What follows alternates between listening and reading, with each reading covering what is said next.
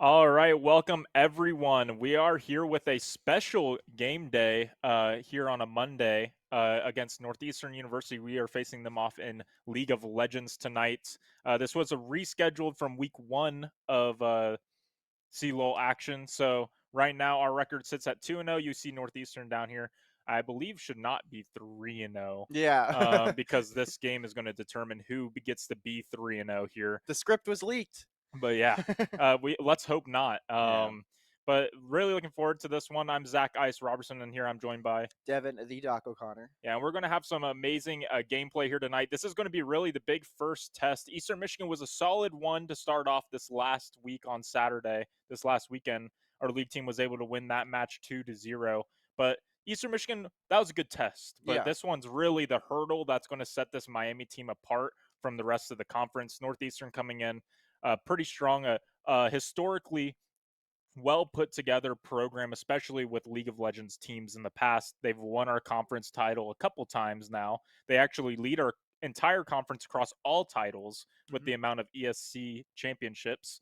So it's going to be interesting to see Northeastern what they bring to the table today. They have some pretty star-studded talent, but I think we do as well. So yeah, I would say so. I mean, for those who have been tuning into the stream for past few ESC seasons, you know this is a personal matchup for me. My brother attended Northeastern as a student, just recently graduated from there, so it's always a grudge match, you know, to see whose school is better.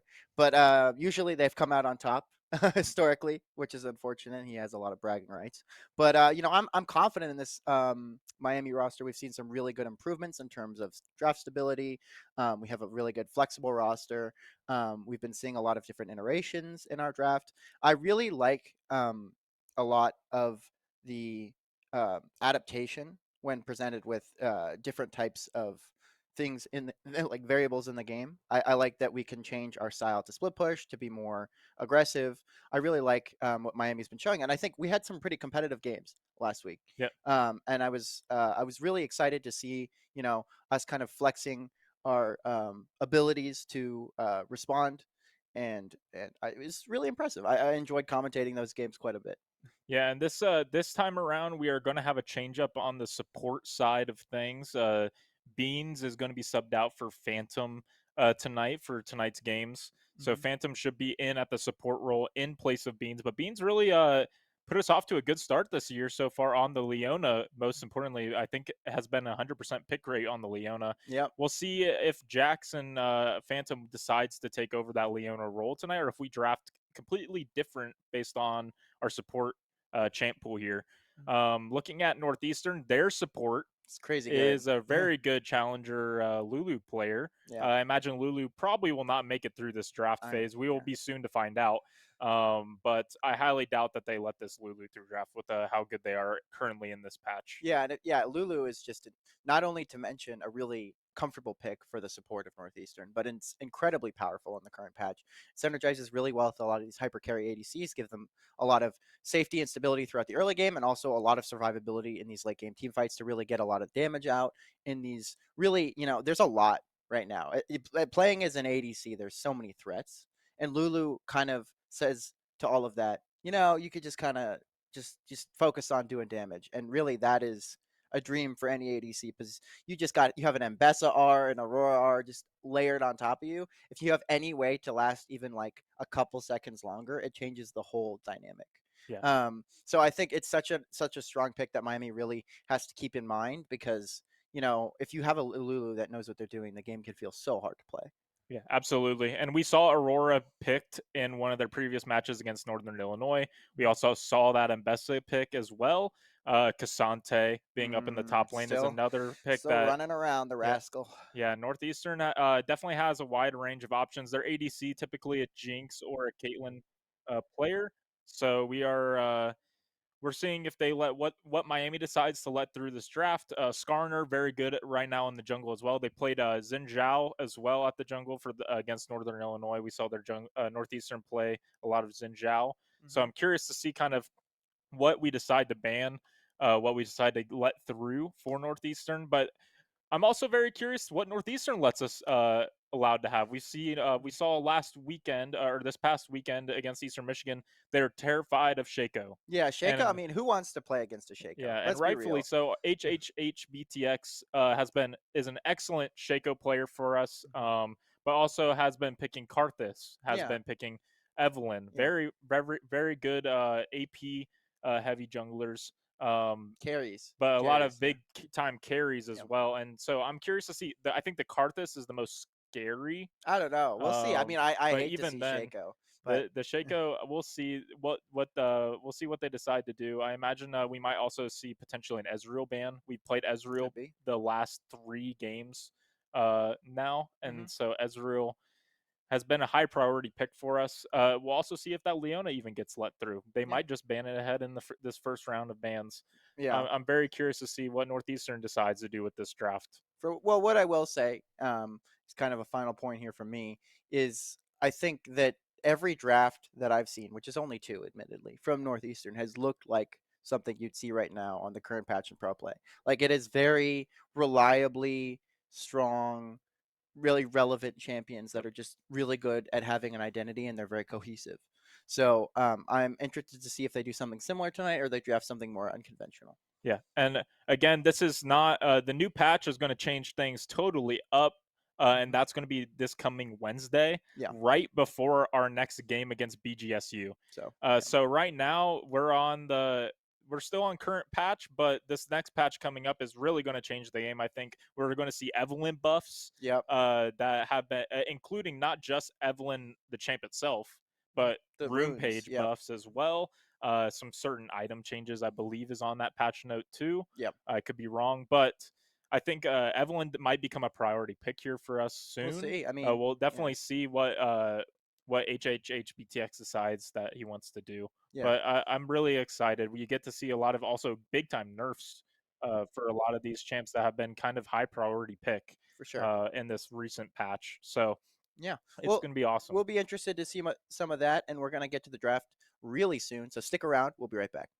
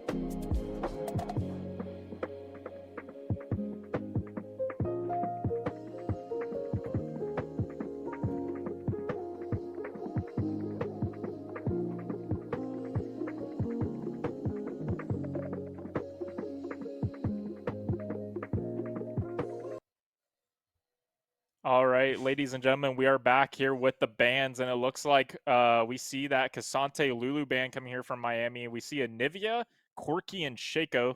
Okay, Shaco being spared, and wow, okay. immediately locked in. We see Skarner banned out, Jace banned out as well. But we see Kennen locked in on the side of Northeastern. I'm really interested on this Yeah. kind of like or Yone. Yo Um, day. and then we do get the Karthus I something, and we also get that Galio Camille that we saw in East against Eastern Michigan. We get yeah. that combo locked in as well for Miami. Really good into the Kennen. Provides I mean it's a small magic shield for the team, but it's something. We get 'Cause, Ezreal as well. yeah, a lot of Miami's really strong power picks being left open in the draft has me scratching my head a bit. But maybe Northeastern's pretty confident. Leona, we see the same Ezreal Leona lock in, and I'm just getting deja vu. Like this is literally just a blast from the past, but the past is last week. So Yeah, I'm a big fan. I think Miami's looked really solid on this draft. I mean, we have some substitutions in terms of players. I mean, in the support role, but um, the identity is very similar. And on the side of Northeastern, it's really a bunch of different things. So we have some dive with the mid jungle, but there is some poke with the Caitlyn Karma, another classic bot lane that has a lot of harass. But Ezreal's pretty safe. But he is. It does suck a little bit to go into a Caitlyn, but she does have a lot of range, and Ezreal does struggle into picks with a lot of range, like Senna, stuff like that. And as for the other matchups, I mean, it looks pretty good. I think Yone is really strong into a yeah. pick like Galio, I though. think I think it's going to be really up to early game pressure here on Northeastern. If they can really provide an early game advantage with this jungler duo of getting that mid push out too against this Galio, Hmm. I think it's going to be super useful to them. I'm We'll see how Final Boss of Ohio does against this Kennen pick. Obviously ranged against the melee, but Yeah, Camille should be. We saw him take lot of struggle when he was playing Fiora last yeah. weekend, and he was able to bounce back throughout after getting dove 3 times in a row. Yeah, well, I mean, as a consequence of him struggling, the support was Yep. like level 3, the enemy support that kept diving him. Effective, but it didn't really pan out too much, and he was able to recover by split pushing. And that's really what seems to be his game plan with a lot of these picks is a lot of strong side lane pressure to keep a lot of just be a nuisance kind of. Yeah, and from talking to Eli, our top laner, I think he likes these split push champs right now because of kind of the new season. Yeah, With Otacon spawning into the game, I yeah, think a lot of teams still are trying to figure out when to go and take that objective. yeah, And he's talked to me about like usually in the mid game when people decide they just kind of sit there and they don't know what to do, and he just gets tier 2 tower for free, yeah. or They don't know that how to react. he just does that. He gets a lot more gold out of it, so Hmm. it's going to be interesting. Northeastern should be a pretty knowledgeable team here. They should know how to kind of handle Otacon as an objective. Yeah, So but we'll see. I think Camille Galio again with a Karthus in the middle is going to be really, really nice. yeah. We did see a Pantheon ban. I was very from Northeastern side. I That was very that interested on that Pantheon ban. That Actually, could have been targeted at support. it definitely could Yeah, have. because I mean it's a pretty aggro support. Something that we've actually seen a couple times being played jungle in pro play Yeah, recently. That's the only thing I can think of. But really, I don't know. I mean, I wouldn't say it's great bot lane. I also think it would struggle quite a bit into some of these poke heavy lanes like they locked in, right. because it relies on just kind of jumping on you, and the karma would be pretty good as a disengage.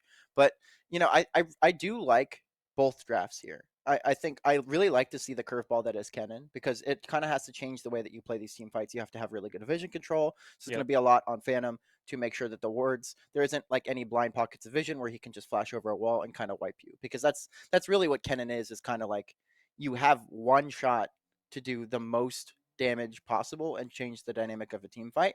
But really, if you miss that, you botch, you don't have a flash, you don't have rocket belt, it's really hard to find. But especially because TP was changed, Yep. Kennen struggles a bit to get those really difficult. Like he needs to be a lot more mindful of positioning to get those hidden flank angles to really get on top of the entire team with that slicing maelstrom. Right. Right. And yeah, and I think Miami also has great pick potential too with that Camille Galio setup. It's going to be very interesting to see if they're going to be able to get some picks onto this Kennen before they can even get out an ultimate potentially. Yeah, And you're right, it's all about vision control. Miami kind of had we had some slight vision control issues in Eastern Michigan's game. We saw them like leave some wards on Otacon and let them know that we were taking Baron right afterhand, yeah, and it kind of set a coin flip Hmm. right there, and it could have definitely been detrimental. We ended up winning the smite battle Yep. and ended up getting winning the fight because of it, Hmm. but it could have been detrimental to us at the end. So it's going to be really up to our support. I think is the big one. Again, Yeah. Phantom subbing in for Beans tonight. We'll see how that Sticking on goes. the Leona, we Yeah. keep the Leona attached to Miami, and Miami 100% pick rate right now on Leona. That's our champ. I Uh, think. I think. Are we 100% pick rate as well for Ezreal? yeah, Yeah. Okay. So that's our bot lane. yeah, and I think I really like the pick of Leona with the Ezreal and the Karthus. It allows those skill shots to land so much easier Hmm. for these players, especially Karthus Q. Yeah. Like Karthus Q can really end up doing a lot of damage, especially when HBTX is on the Karthus. He's usually power farming and getting already huge spikes. Yeah. And we see a similar strategy. They are going to get spotted out here, but it is a 5-man invade from the side of Miami. Going to be spotted on that ward. Xin Zhao knows they're coming. They're going to get that clear. It's a little bit of XP. Yeah, one Um, CS gap on the mid lane right now. yeah, I know. It counts as a CS. That +5 gold feels really good. You get that ward score up. And we see them also extending, getting vision in Miami's bot side jungle. Oh, but Kennen caught. Questionable positioning here. He is going to be lit on fire. Let's see if he can get out. I think he's just gone. That's going to be first blood, I imagine, too. Final boss of Ohio. Huge play and a little bit questionable from the side of Northeastern. Why was he there? We knew that Miami was pushing into your topside jungle. Why ego? Yeah, You know, he's taken down. That's pretty rough time to die. He's going to have to jump back here and try and follow the wave back to lane. Lauren Bong Bong though is going to be in a tough situation getting back. He's going to get chipped out right here, Oh, for sure. Yeah. without a doubt. Mantra Q's going to give him away, but he does get hit by both skill shots there, just like you said. Yeah, immediately uses pot too. Yeah, I know that's gonna hurt a bit. You know, he doesn't.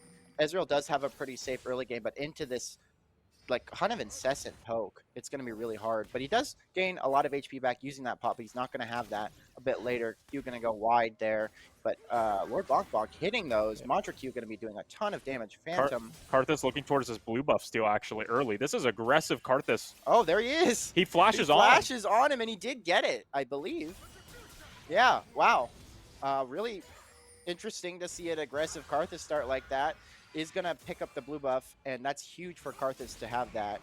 Just helps him a lot with his clear, and is going to deny it from the Xin Zhao, and Xin Zhao backed. Yeah, after it forces him to back there. That's massive for Miami. Yeah. He's going to totally, and that's something that I've HBTX is super aggressive with his early jungling. gank here, and though. Another early gank. Another stun coming down, but Kennen, I believe, still has flash, so he should be able to get out of this one relatively scot-free. Is going to have the discipline to not flash there. HBTX wants more, but can't get it. Really well played there by the Kennen to save his flash. He's going to be taken quite low, but does have the TP to get back into lane. Yeah, I was going to mention that Kennen did save his flash initially, even though they died level 1. And the bot lane from And Miami so- does see the Northeastern jungler on this blue buff. Is not going to be, he's going to be pushed off of by Phantom, but they're looking for a pick here. Final boss of Ohio getting some damage down on the top side. Meanwhile, Yone here to match, and Miami forced to back off. But they are going to, for now, dissuade the blue buff. But I think Xin Zhao, yeah, no, Xin Zhao isn't going to be able to take it. So that is, look at this guy. He's level 1. I mean, he's been totally zoned off of any kind of bluffs and jungle camps this game. He's 0 CS right now at almost 3.5 minutes. It's really kind of a disaster. I mean, he's so far behind in his clear. Karthus already picked up boots. Yeah, and now look at Karthus. He knows. Yeah. He knows that he's level 1. He Yeah, he's knows gonna that he's bully him stuck on again. Raptors, Yeah. and he's going straight to that red buff. He's going to surprise jump him here right at the red buff sighting. We're going to hopefully get to see this here. Final boss of Ohio getting the Final grass boss of drop, Ohio. yeah. And it looks like it forced him to flash away there at the Oh red my buff. So now God. he's still stuck level 2. Quaker did some damage here. Get the taunt down. Gonna prevent any kind of follow-up. Phantom in the area, but really... Oh, hold on. Caitlyn, the whole bot lane Yeah, they're trying to give... Northeastern is roaming up. They're Yeah, trying to give this Xin Zhao anything Yeah, just here, some including space. just any space.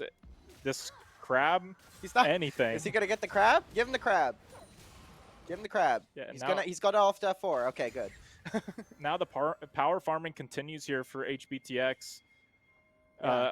Again, 26-8 already off the start. But I will say, we already see Caitlyn a 32-15 CS lead on our Ezreal. Yeah, that early poke really put a disadvantage to the lane, Yeah, I'd say. It's incredibly oppressive. Like I said, it's just so hard for him to play. Along with Leona, it just he doesn't have a ton of pressure to match some of the like the mantra cues. Any of them are going to hit, and it's Miami's looking to invade once again too, and with Camille's oh help, this could god. result into a kill. He has no flash now available.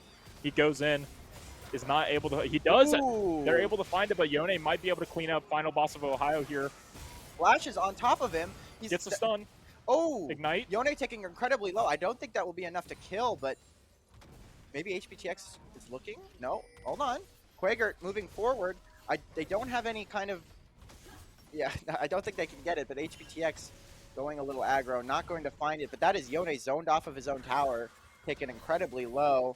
Lord Bonk Bonk playing relatively safe. He's pretty good. They don't have a lot of dive threat at this point in the time. I mean, clearly there's no jungler on the side of Northeastern at this point in the game.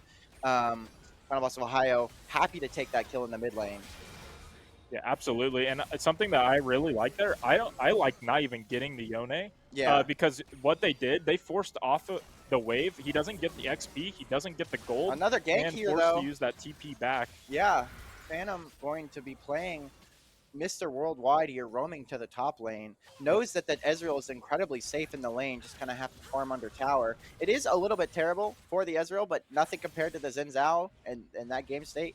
And well played to Quager, too, being pretty proactive in the map, helping HBTX with some of these plays, and really navigating the matchup pretty well. This is a tough matchup. Generally, Yone is pretty favorable, but Quager looking for could possibly be looking for a kill here. Doesn't find it, but he does find the kill. That is feat of warfare going straight to Miami. Northeastern has nothing to say. Yeah, one feat of warfare already taken by Quager right there. Now looking to set up a dive onto this Kennen. Yeah, and that was a mid solo kill. I mean, again, I was just talking about how that matchup normally favors Yone, and he just proves me wrong with the solo kill. Quager, our senior mid laner, being significantly like a huge impact in these matches. Although HBTX has really set the standard of our jungling, like, and we have final boss of Ohio a lot of the time on the carry. Quager has been a consistent mid laner for us for years now. Yeah, and able to provide a solo bolo there in the mid game. Impressive stuff. Impressive stuff. So as you can see, Xin Zhao, 1,600 gold to HBTX, and he's already stealing his blue buff away, coming back to see nothing. Yeah. Despair. I mean, it's sad, but it's also, if you take a look bot side, it's pretty abysmal as well. Like, unfortunately, Lord Bonk Bonk just really playing kind of 1v2 most of this time and not really under a lot of kill threat, but just getting denied off of so much CS. You know, he's forced to play under tower, and really has caused him to be down quite a bit. Obviously, you're going to feel that more if you're a jungler like the Xin Zhao, and it's going to be really painful. He's going to be way behind on his smite quest, and it's just, you know, it hurts. But Lord Bonk Bonk obviously wants to try and scale up as quick as possible. Has the tier, but obviously you want the Sheen, something early, like a good start on Ezreal, is always nice. But the feat of warfare claimed by Miami means they're one step closer to having those feats of strength. But I imagine since the tower's so low, but we do have some action here. Leona, for the gank in the mid lane, Uganda and Soldier still relatively healthy. Going to be able to walk, kite that one back. Still alive, but probably going to be forced to back here. No TP. Karthus ult coming through. Won't find the kill. Does get Dark Harvest. Yeah, the Dark Harvest work. Ooh. Oh, look how low he was. Unfortunate. Really, really close. And yeah, I think that's bound to be first tower right there. That's a feat of something. Oh, Phantom going super aggressive. I don't know if they have HBTX in the area. Can they blast? Look at Lord Bonk Bonk trying to get out of here. Oh, but they are going to find the ace in the hole onto Lord Bonk Bonk. They had vision in that bush. But we do see a TP coming down. Kennen in the area. He does have that Slicing Maelstrom ready, but could have been an overextension. He's just going to have to fold back. And Final Boss of Ohio happy about that one to have the lane to himself. Yeah, Miami's going to take that all day. That's all 4 summoners there from the bot lane side of Northeastern. For all the summoners for us as well. Yeah. But you get TP as well from Kennen to protect the Karma from getting pushed out. You get Final Boss of Ohio can come back into this game. Already has a 2-0 lead and a bounty on their head, but should get a plate here too. Yeah, no, and that's a great amount of gold and XP going over to Miami's. Yeah, still. and Caitlyn dying there is pretty good. Obviously you want to stop this Caitlyn. I mean, she's so strong with all the plates in the first tower that she's. Oh, but hold on. Speaking of stopping the Caitlyn, she just face checking Final Boss of Ohio, but there is backup in the area. He's going to be sliding, hook shotting out of there.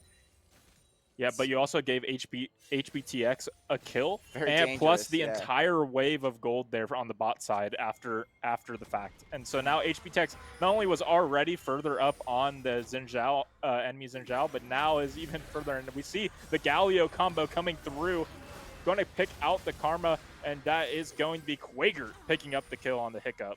All these members of Miami getting so accelerated early game. Lord Bongbok here catching this bot wave, but really great map play from Phantom, being in all lanes where they need him, getting a lot of these lanes so ahead of their counterparts. And we saw, just like you said, the Galio Camille combo just once again proving pivotal. Why can't I say that? Pivotal in these picks. Final Boss of Ohio taking some chip damage there.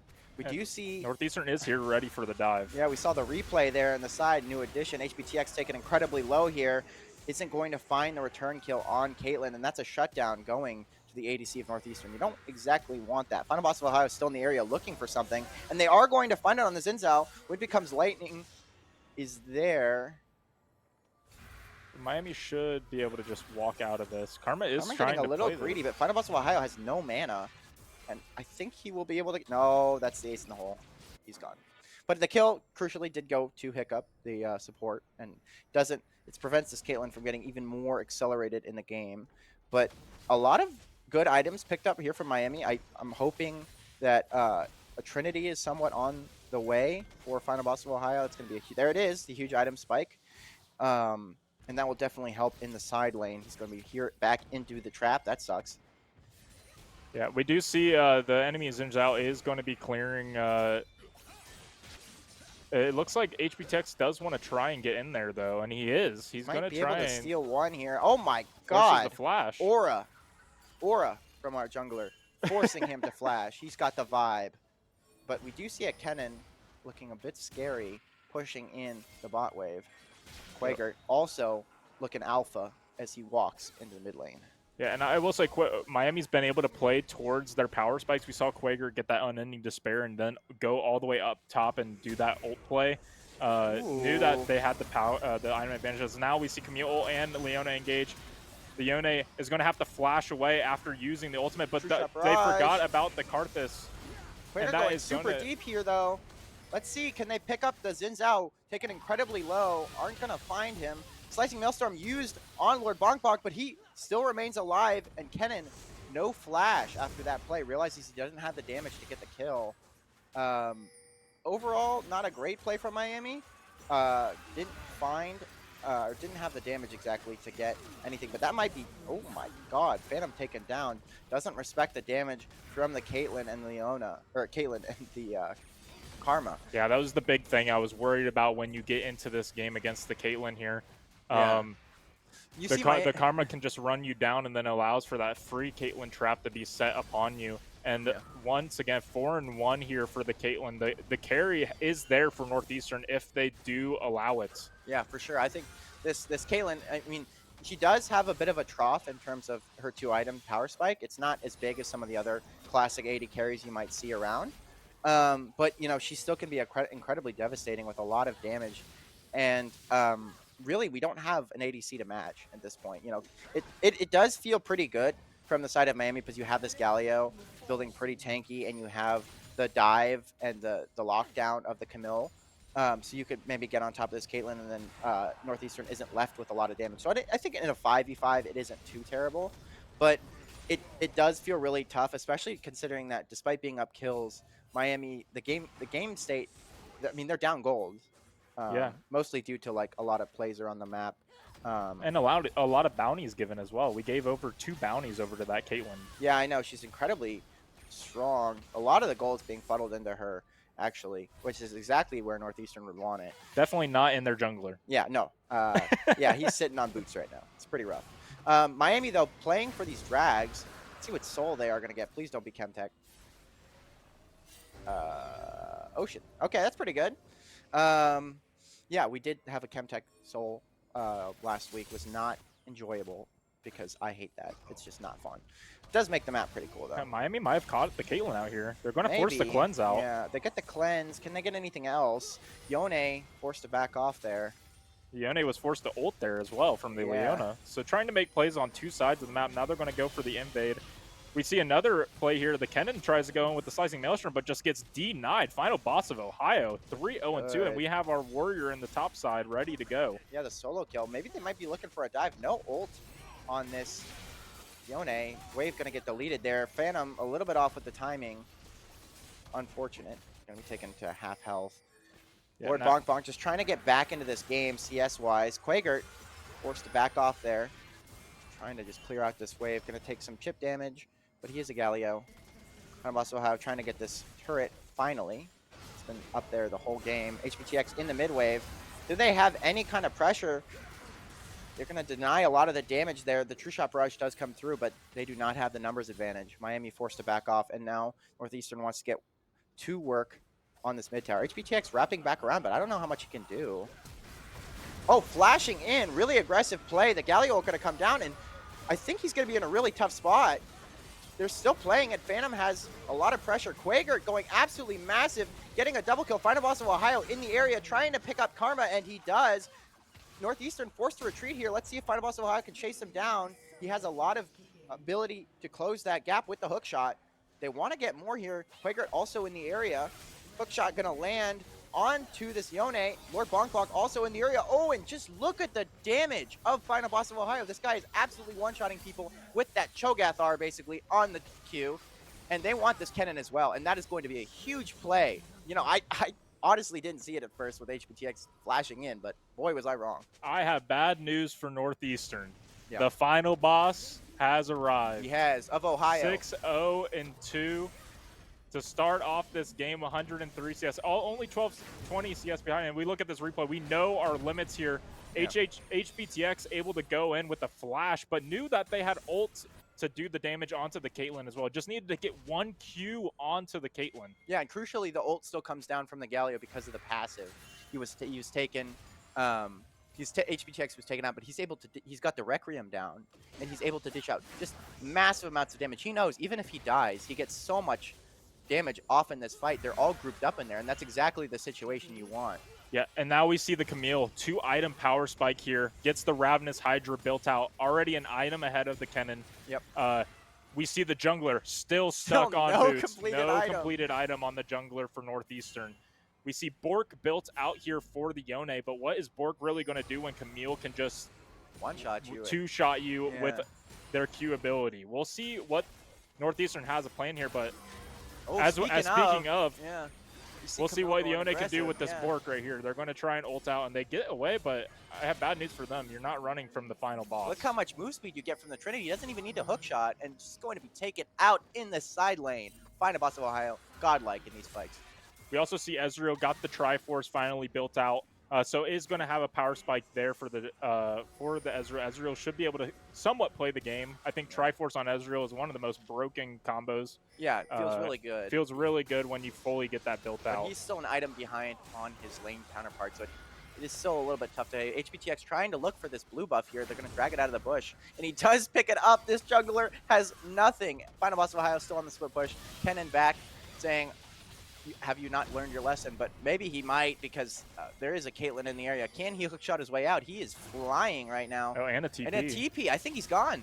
Flashes the challenger emblem, turns into an RB orb, and he's like, see you guys later. Yeah, beautiful play there from our top laner. And I just want to point out, we're looking at 175 CS lead to 82 right now. We're looking at a potential flame horizon in the jungle in game one. That's brutal. Like, I thought the lead in bot was pretty crazy, but like, oh my god, it just, you know, at a certain point it just hurts. Like, as a League player, you've all had, like, everyone's had a game where you're like, oh my god, I'm so behind. Like, how am I going to be useful in this game? He does pick up his first item, but we do see Final Boss of Ohio once again utilizing that Galio combo to great effect, taking him down. And the Requiem, I think, was used as well. Quagert looking for more onto Hiccup, forced to back off.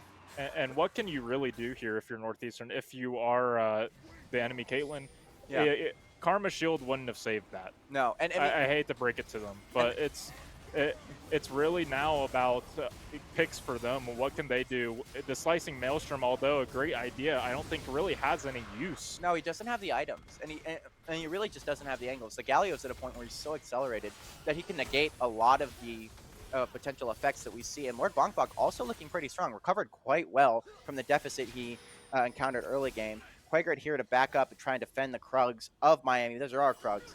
Yeah.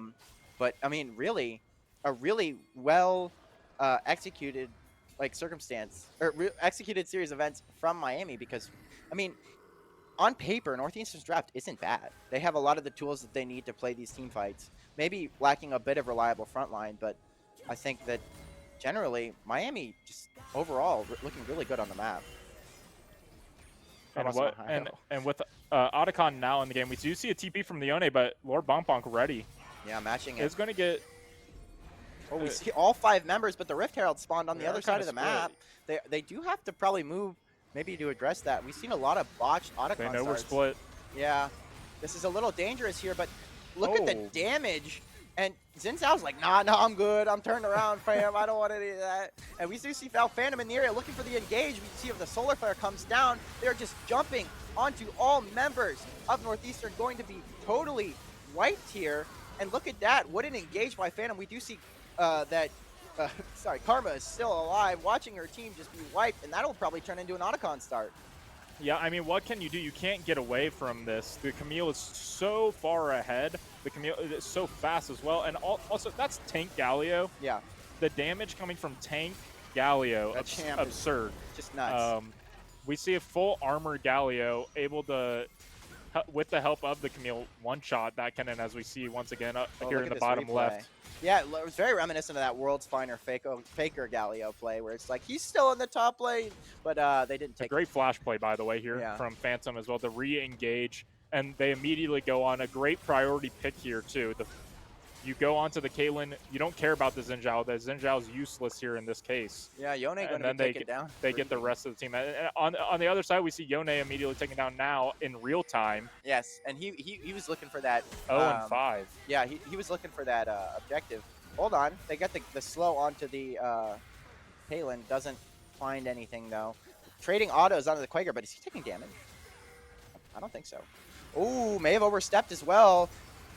Going to be forced to flash. I don't think Quaker's really in any trouble. Even if he does die here, he still has he does have the passive, and he is going to go back in to find the Caitlyn. Lord Bonk Bonk picking that one up. Phantom in a bit of a rough spot, might die, but really, that's worth getting the flash and not, I mean, you have a fake life to give with this Voracious Otacon, and Miami's going to be taking that every day. Yeah, for our viewers that are newer to League, that Otacon buff allows for Miami to basically get a self-revive that takes them back to their spawn. This is brand new this season.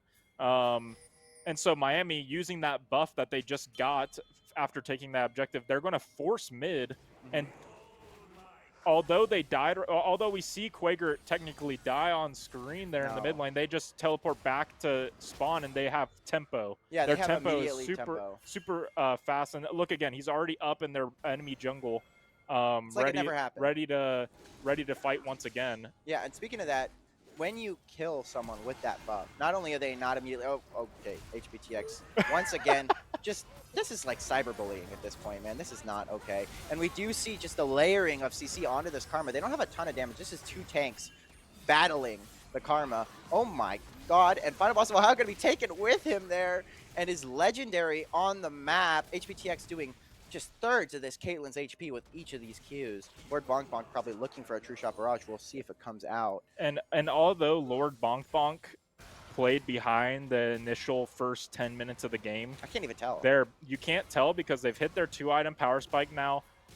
Although they're 50 CS down, they have the bounty attached to their nameplate. They've been able to layer on a lot of great Qs and autos onto the front line of Northeastern, and they have no way to access him other than the Yone, but the Yone's 0-6. Yeah. The Xin Zhao is down probably 3k gold. Oh my god, and he ults nothing. And so it turns into a really unfortunate thing for Northeastern here. You're so far down. What can you really manage to do other than a 5-man camp bush, pray that you can pick out one of these Miami members. But even then, if it's the Camille, they just are, and then if Galio's in range, goodbye. Yeah, and look at this Requiem just going to blow up the members of Northeastern, and they're just scattering. They can't do anything. They have no gold. And the flash hook shot from Final Boss of Ohio going to lock down that Karma double kill. This guy is just so strong. I mean, Camille is just naturally going to really benefit from a lot of these items, but it's just so hard to do anything. It's such a mobile carry, and they're going to pick up Soul here, and it's so unplayable. We do see the Requiem coming through in this replay, and it is such reliable follow-up for a lot of the damage that Miami's putting down. Quagert with the engage, Lord Bonk Bonk. It doesn't matter who. As long as they get something done, HBTX, no matter where he is, he's going to be there. Yeah, if this game goes longer, we might be looking at a double Flame Horizon. Yeah, I mean, that would be pretty bad because, I mean, you just hate to see it at this level. But at the same time, I feel for the jungler of Northeastern because it's just, with the start that he did have, it's just so hard to play. You don't expect that type of play from a jungler like Karthus just flashing over your wall to steal your buff. I mean, but it really paid off. You could see it's just put him at such a disadvantage. And 3 members of Northeastern, zero kills and just deaths. Yeah, it's level 16 Karthus now to a level 12 Xin Zhao on our screen right now. I know. You level don't see that. Level 12. The Xin Zhao is the same level as their ADC. Yep. Their top laner is level 14. So that kind of tells the story of this one. We also, I think even like the final boss of Ohio, 12-0-7, might end this with a perfect game potentially. Yeah, and they're trying to find something mid lane. They aren't going to get much. They do get the flash out of the Leona, but she does have that Hex flash, so it's not the end of the world. We do see some more defensive items being picked up, but we do see, okay, there's a Blighted Jewel. He's looking for the Void Staff, the Karthus. Just going to help him do even more damage in these fights. And Final Boss of Ohio, that's 4 items. Yeah, really looking really strong. To 2 items on the Kenem currently, or 3 items, including the boots. But yeah. We saw, I mean, the 2-item trop that Caitlyn enters is really unfortunate because, you know, like I said, some other ADCs on 2 items are really, really strong. They start to achieve a lot of what they're trying to do as like their identity. But Caitlyn really is just not super strong at this point in the game. Final Boss of Ohio going super deep. Gonna have that follow-up with the Heroic Engine. And look at the damage. That's a full tank Calio. Still one-shotting all the members. And Miami says, we're done with this game. We want to go next, and we will. Final Boss of Ohio just jumping into enemy lines. No vision, just going. And looking for more here. Is he going to fall? It would ruin the perfect game, but I think he's fine. He's just so strong. Kennen. No. Oh no, my god. No, okay, he makes it out. That was a close one. Thank you, observers. Yeah, and Miami just gonna siege the base, and that's a perfect game for Final Boss of Ohio. A beautiful game from Miami. Really great way to start the series. 2 CS from a double Flame Horizon. Oh my god. You don't. Incredible. I cannot stress enough how that is pretty rare to see at this level of play. Like this is collegiate League of Legends. And to get that kind of disadvantage, these are Challenger Master high diamond players. Well, actually, for the most part. For the most part, I will say, from the last time I checked, and you could correct me if I'm wrong, I do believe the jungler of Northeastern is their lowest ranked player. He's like an Emerald. I believe player. So. I believe so. But he when I checked his stats, good Emerald player, yeah, like very strong player, could be Diamond. And this is against a high level program as well in Northeastern, one that has been significantly historically one of the better collegiate League of Legends teams. For sure. I mean, we talked about it. They've come up on top, not as one-sided in games like these, but previously in past ESC seasons against us have really shown their dominance in this region. It used to be called we used to call it the League of the Lowell Triangle, where it was we would beat Buffalo, and then Buffalo beat Northeastern, and then Northeastern would beat us. And it would always maybe it would flip every once in a while. As we're looking back to some of these replays, again, this was key, I think, to get Final Boss of Ohio. Just a faster start to getting that sheen is always huge in the top side matchup for Camille. And now we get to see this play. I mean, the Galio Camille combo. It's clear what you need to execute. I think this is why I love so much about this comp.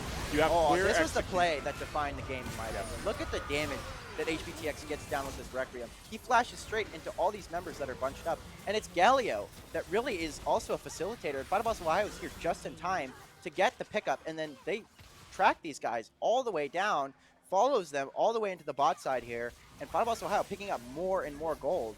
And I think they get the Kennen, I can't remember. Yes, they forced the Kennen into the alcove, and yeah, Kennen nowhere to run. Exactly. I believe they even I believe they tried to give this to the Ezreal just to give him some juice, but actually, no. Final Boss of Ohio Final Boss wants of Ohio is greedy. Yeah, I know. Well, he wanted that perfect game, and he got it. So another play here on the top side, and that is, like I said, a very scared Zhao realizing that he went too far. Great engage there by Phantom. Great facilitator for the rest of his team. He just wiped all members. Yeah, but once again, I think Miami's clear execution goal, you have two clear executions, is through the Leona or through the Camille, and then you pop that Galio R on top, and so plus good. the Carthusol as well going on. I mean, like, look at the Requiem there. It sets up a lot of. I mean, Final Boss of Ohio. But for Northeastern's draft, what is their clear executable? Yeah, they don't really have a lot of follow-up. Kennen going in, or usually you don't want Kennen going in first, right? Yeah, you usually want like the Xin Zhao to really go in, but Xin Zhao being so far behind, just not able to do anything, and you have to get through a tank Galio and a Leona as Caitlyn, and that's just not possible. Yeah. So we're going to take a quick break here as we wait for this Game 2 draft. We appreciate you all. Miami, again, up 1-0 right now on Northeastern, looking to start the season and continue to remain undefeated, but start the season 3-0 for, I think, the first time in a while. So super, super exciting stuff. We'll be right back here for Game 2 draft. Don't go away. See you soon.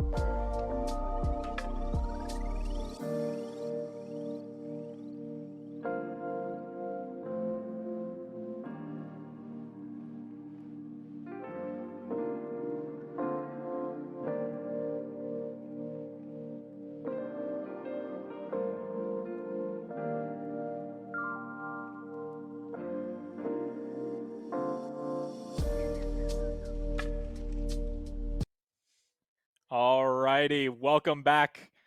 Game two. Oh Miami boy. able to take game one. We see it already off the bat. Shako down from Northeastern. Yeah. Lulu is going to get banned from the side of Miami. We see Carthus. Karthus. Yep. Shocker. We're I going know. pretty And I fast. imagine we might see Miami going to stick to that same draft. Yeah. Who is that? Is that That's Garner. Skarner? Yeah. Oh, I see. I Belveth. see. Whoa. Yeah, so a Whoa. triple ban over 3 bans for HBTX. Hmm. I imagine we see probably the Casante again. Yeah. I would say Casante. Yeah, Yeah. and so similar, but same bands from Miami coming out from game one. Yeah. A little bit of a different ban. HBTX did get 3 bans last time in Yeah. game one, but this time the Karthus is going to be traded away for I believe it was the Evelyn. Yeah. I think it was it's interesting. Oh, that is an NA Jace locked in. Okay, little concerning. I like Jace a lot when it's in the hands of really skilled players because Jace is a pick that is incredibly effective but very hard to make work. Yeah. Especially because it's just so much about timing. We do see the Maokai Aurora, a solid. I like this draft a lot more from Northeastern. They have more of an identity in terms of they have some poke. It's a little weird because I like the Maokai Jace. That's a classic combo, but the Aurora throws things a little bit for a loop, but it's still just classically a really strong pick. We do see the Galio locked in as well as the Evelyn, like you mentioned.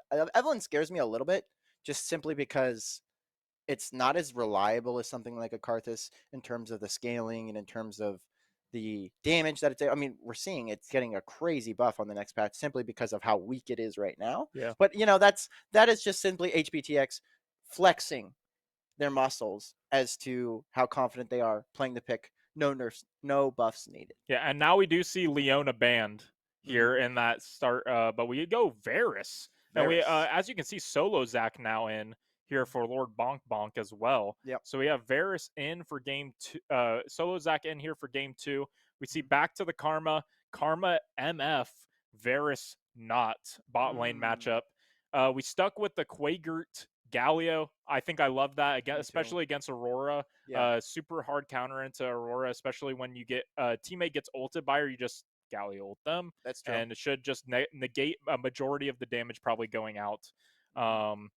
Final boss of Ohio, Mbessa let through. I believe actually it was Mbessa in the first round that was Yeah, that banned. was banned. So they did not. They're freeing it up for Final Boss of Ohio to get the first chance at Mbessa this season. Yeah, this will be his debut game on Mbessa in the ESC He's been playing league. it a lot in Yeah. solo queue. To I've mixed results. mixed results, but I've really enjoyed the play from there. Tank J still in effect until next patch this upcoming Wednesday. Yes. We'll be getting a nerf, so Jace not bad right now in the meta. Maokai Jungle is what it looks like it will be. Yeah. So I think a lot of lockdown here from Northeastern, but also we saw Evelyn.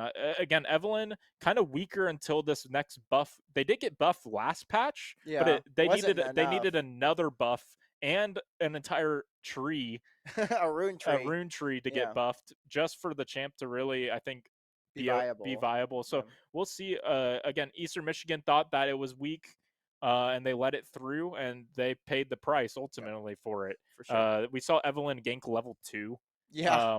but that was off of a early game pressure play from Miami that got the supports flash level Yeah. 1. So he saw HBTX saw the advantage of seeing no support flash and immediately went straight down Yeah. to bot side I just don't and made a play. I don't expect Northeastern to just be as complacent level 1. Absolutely. I think they're going to be more on their toes in terms of their map movements and maybe just watching to make sure there isn't like another 5-man invite. I'm sure Miami's going to try something, but I don't know if it'll pan out just quite as well as it did last game. That kind of seemed like it's a bit lucky, but we'll definitely take that. But I still like the draft from both teams. I think that there's a bit more of a cohesive identity. The MF Karma is a little weird. I didn't like the Karma at all last game. Yeah. Like I think it's not necessarily the Karma's fault. She did well in lane.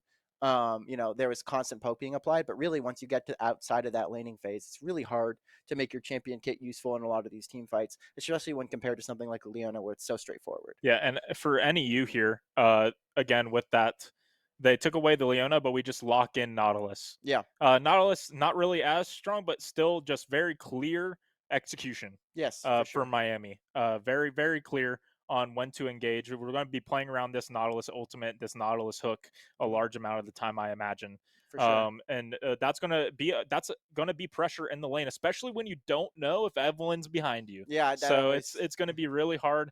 I'm curious to see NEU if we once we get into game here, if they decide to lane swap this Jace and this Aurora. Could be Aurora can be played topside, and I think that matchup against the Mbessa will be a little bit better for sure. than into that Galio mid. Yeah. So I'm curious to see. I imagine they will try it. Eastern Michigan tried to do a lot of lane swapping, Too much. to a little bit too much for my liking, especially at the collegiate level. Yeah. I think that the execution nearly has to be perfect at the collegiate level to really make it work. For But sure. if you can do it properly, then it's good. Yeah. That's why it's in pro play. It's kind of made it a little bit staler, but Yeah, well, I mean, why you mentioned that, the team that was kind of the gold standard of lane swappings, especially when it was really at its prime, which was like MSI last year, yeah, was Gen G. And the reason that they made it work so effectively and consistently was because they had such good communication, such good macro, that they could avoid a lot of the penalties that would come from teams that were less experienced trying it, because you can lose XP, it can be botched. There's so many different things that can happen. A lot of dives can be set up. But if you're really consistent in how you play and you have a good champ pool and you really have great communication around um, the map, then it's really makes it a lot more easy to facilitate a lot of these swaps. But yeah. like you said, at a collegiate level, you're not going to get that same thing. Well, You can't expect it. I could see a Karma MF going towards the top side too, and that kind Yeah. of lane swap feature too. Especially with the Jason Aurora, they have the ability to clear those waves out as we get into this game too. Super excited. Miami again up 1-0 in this best of 3 series. And look at Winner that. Empyrean. if Sorry. if they're able to win this one, it'll put Miami at 3-0 on the season. Oh, we're backing. Why are we backing? We're getting a quick back here. It looks like. It looks like maybe they want to get. Oh, Yep, a they get sweeper. red trinket. Yeah. But Miami not doing a really big invade, but they do have the Nautilus. They definitely win this level 1 if they were to get in. Yeah, I think that maybe they realized smartly enough that they've probably wised up to the strategy. But I'm not seeing a huge change by Northeastern. Hiccup, watching, trying to just do this 5 point here to I make think they're sure. definitely late invading here. I I would love to see it. 100%. I think it's great. It's a wasted opportunity not to with the. Oh, hold on. HBTX just walking. Yeah, we are going to see a little bit of a back off there. Hiccup going to get that empowered mantra Q down onto a lot of members of Miami. And that is kind of unlucky because HBX just kind of walked through mid lane. But you know what? Sometimes that's what you got to do. Yeah, gonna reset here, look towards red buff so that they can go gank on blue buff after a full clear. It looks like is the goal.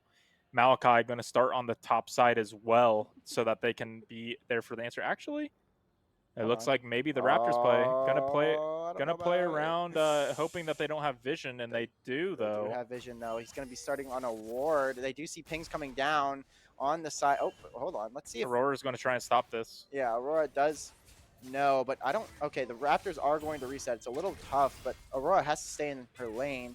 Is anyone going to be. Karma, we do see, is roaming up, and HPTX does have to back off a little bit here. Is he going to get the big Raptor? That's what matters. Karma's here. This is a really tough spot for HPTX. Flashes back and makes out like a bandit. Does have to use his flash, but all members of Northeastern roaming up there to try and get something done aren't going to find HPTX. Does get the large Raptor, but that is his flash exploder. I wouldn't call it worth, personally, and Solo Zach taking a huge chunk of damage, not really winning into this PTA MF, and He might dies just here. fall here. Yeah, because, oh, he dodges a Q, has the barrier. Ignite going to be procced, but that is him getting out, and now, oh my god, it's a bit of a botch. Phantom flashing, taken really low. Phantom doesn't want to take the kill, but he might have to. Let's see. Does Solo Zach have the Q? He just has to take that, and that's first blood. HPTX in a really tough spot. Phantom roaming back down. Gonna get the Mantra Q down. Flash. Sapling in the root. Solo Zach still in the area, taken incredibly low. Phantom missing the hook. That's got to feel rough. Hiccup just getting some more poke damage down. Q going to be dodged. Yeah, Solo Zach starting E there, so no Q available. And E's already on a pretty long cooldown once you use it. So they used it initially in that first beginning of the fight. Now it's just supports here waiting for their Okay. ADCs. Phantom, you got to back up a little here, buddy. You're going to get rooted. MF in the area. Shouldn't amount. Oh my god, hook whiff. That might just be a kill. Going down. Oh, greedy from Phantom. That's really tough. You don't want to give that over. That's MF with a kill. an early kill. Gonna help her a lot in lane. That's also your ignite pressure gone too. Yeah, I know. That really actually good call out. That's really impactful for a champion like Nollis. You always want that up when you're going in for these engages. We do see a lot of damage down from Final Boss of Ohio, liking these trades with the grasp. And Bessa, obviously a new champion, you could tell based on the way she's moving. Yeah, and we're flipping the map. It looks like here. Malachi trying to get the Gromp. Gonna smite this away, I imagine. Yep. Yeah, But now they have a play onto. I don't know how much the Miami Nautilus. can do here. That's 2v3. There's not much in the area. Galio roaming down is going to be here Galio will have first. it. He's got first move. Galio taunting in, gets one. Let's see if they can pick up the kill. Hiccup going, but Phantom finds them. And let's see if Solo Zach can find more into the jungle here. They have a TP mid. Yeah. Jace is answering here to try and save. HBTX is looking. They could go just on the Maokai here. I think Maokai is going to give his life in order for the MF That to should be an execute. execute. Yeah. But that is still a lot of tempo given. But that is a feat claimed over to Miami. Feat for Miami, and Solozak was able to stay alive and just continue farming. Going to help recover some of the deficit that he encountered in the early game. HBTX also going to like that, taking down the jungler, allowing him to get this crowd here uncontested. For people that have never watched League or are tuning in for the first time in a while, this new season they added feats of progress Feats of strength. Feats of strength to allow for upgrades onto your boots. And so one of the feats that you need 3 of them, or 2 of the 3. Yep. To acquire the chance to purchase those boots. Miami able to secure the first one, which is the first to 3 kills. It used to be first blood, which last was crazy. Patch, Miami would have still gotten it. Crazy, but first to 3 kills is going to now allow Miami to start getting progress to getting those new boots. I believe the next one would be a tower. It's objective based. It's either you get first turret or how many of the objectives? Oh, so you need 3 objectives. 3 objectives. First turret, 3 objectives, 3 kills. And you know, generally the team that gets feats of strength will end up taking the game. Generally, just because it's objectives, kills, any of that just generally signifies that you're winning anyway. Just like the team that gets the first NHEV usually wins. HBTX in the area here, they're looking onto the ADC. Not going to find much. Still around, but doesn't have that level 6, so is going to be spotted in the bot lane. Maybe Maokai can look for a counter gank. He is on the Grubs top side, so they are going to look for that. Try and get some progress on their side of this Feats of Strength. And I think it's so apt that they need Feats of Strength, because that's literally what you're getting, is strong boots, which are feats. I mentioned that before. It's I think it's pretty great. And the Galio playing against that Aurora mid. Aurora doing is a decent amount of damage, but the Galio, again, just can tank really all of this up. We'll need likely a jungler there to even find a kill on him, as -1 on the cannon there from Final Boss of Ohio. Going to flash that challenger icon to let us know. But we see Miami going for, again, this first objective, the Dragon, going to be able to get this Hextech Drake. While doing so, we do see an invade there from the Maokai. The Maokai playing significantly better here off the start of this one. Yeah. Again, didn't have HBTX invading level 2 to steal their blue buff like last game. Unlucky. So they've been able to stabilize, really been pretty decently impactful too on the Maokai so far. So great pick there from Northeastern. We'll definitely be interested to see how they decide to use that as an engage tool later on. For sure. Yeah, I think it's good to see that he's recovered a bit. I mean, it's a hard game to watch and play. I imagine even harder to play. You know, being put that far behind so early in the game. So yeah, he's definitely stabilized, looking better on this Maokai. It's a bit more of a straightforward pick. Again, that's what I think is so key, is just having picks that take a little bit less effort to make work is good. It's always what you want, whether you're a skilled player or not. You always want something that's just going to be easier to facilitate, has a bit of a clear identity. Xin Zhao, great champion, but sometimes you can get, you know, when he's put behind, he really doesn't have a lot of utility. Yep. And something like a Maokai is going to be a lot more straightforward. Yeah, and we see damage. And we see a play towards mid here. It looks like. Yeah. Let's see. What's going on up there? We're not really too sure what happened here on the. the observer side, but also an Okay, ultimate bullet here out from the ring. MF. Interesting No, it's enough. style points. Style points. Malachi was ready there for the dive too, so I don't.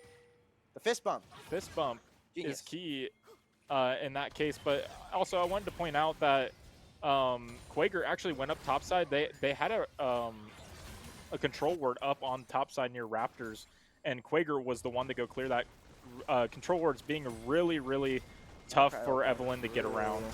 This is a little dangerous here for Miami. There isn't much in terms of a response. You have the corrupting chains, but really many Gonna members redive going to be this. sent. Yeah, they might redive. Maybe no, they don't really have a No. way. They said no way. Yeah, no need for the MF ult.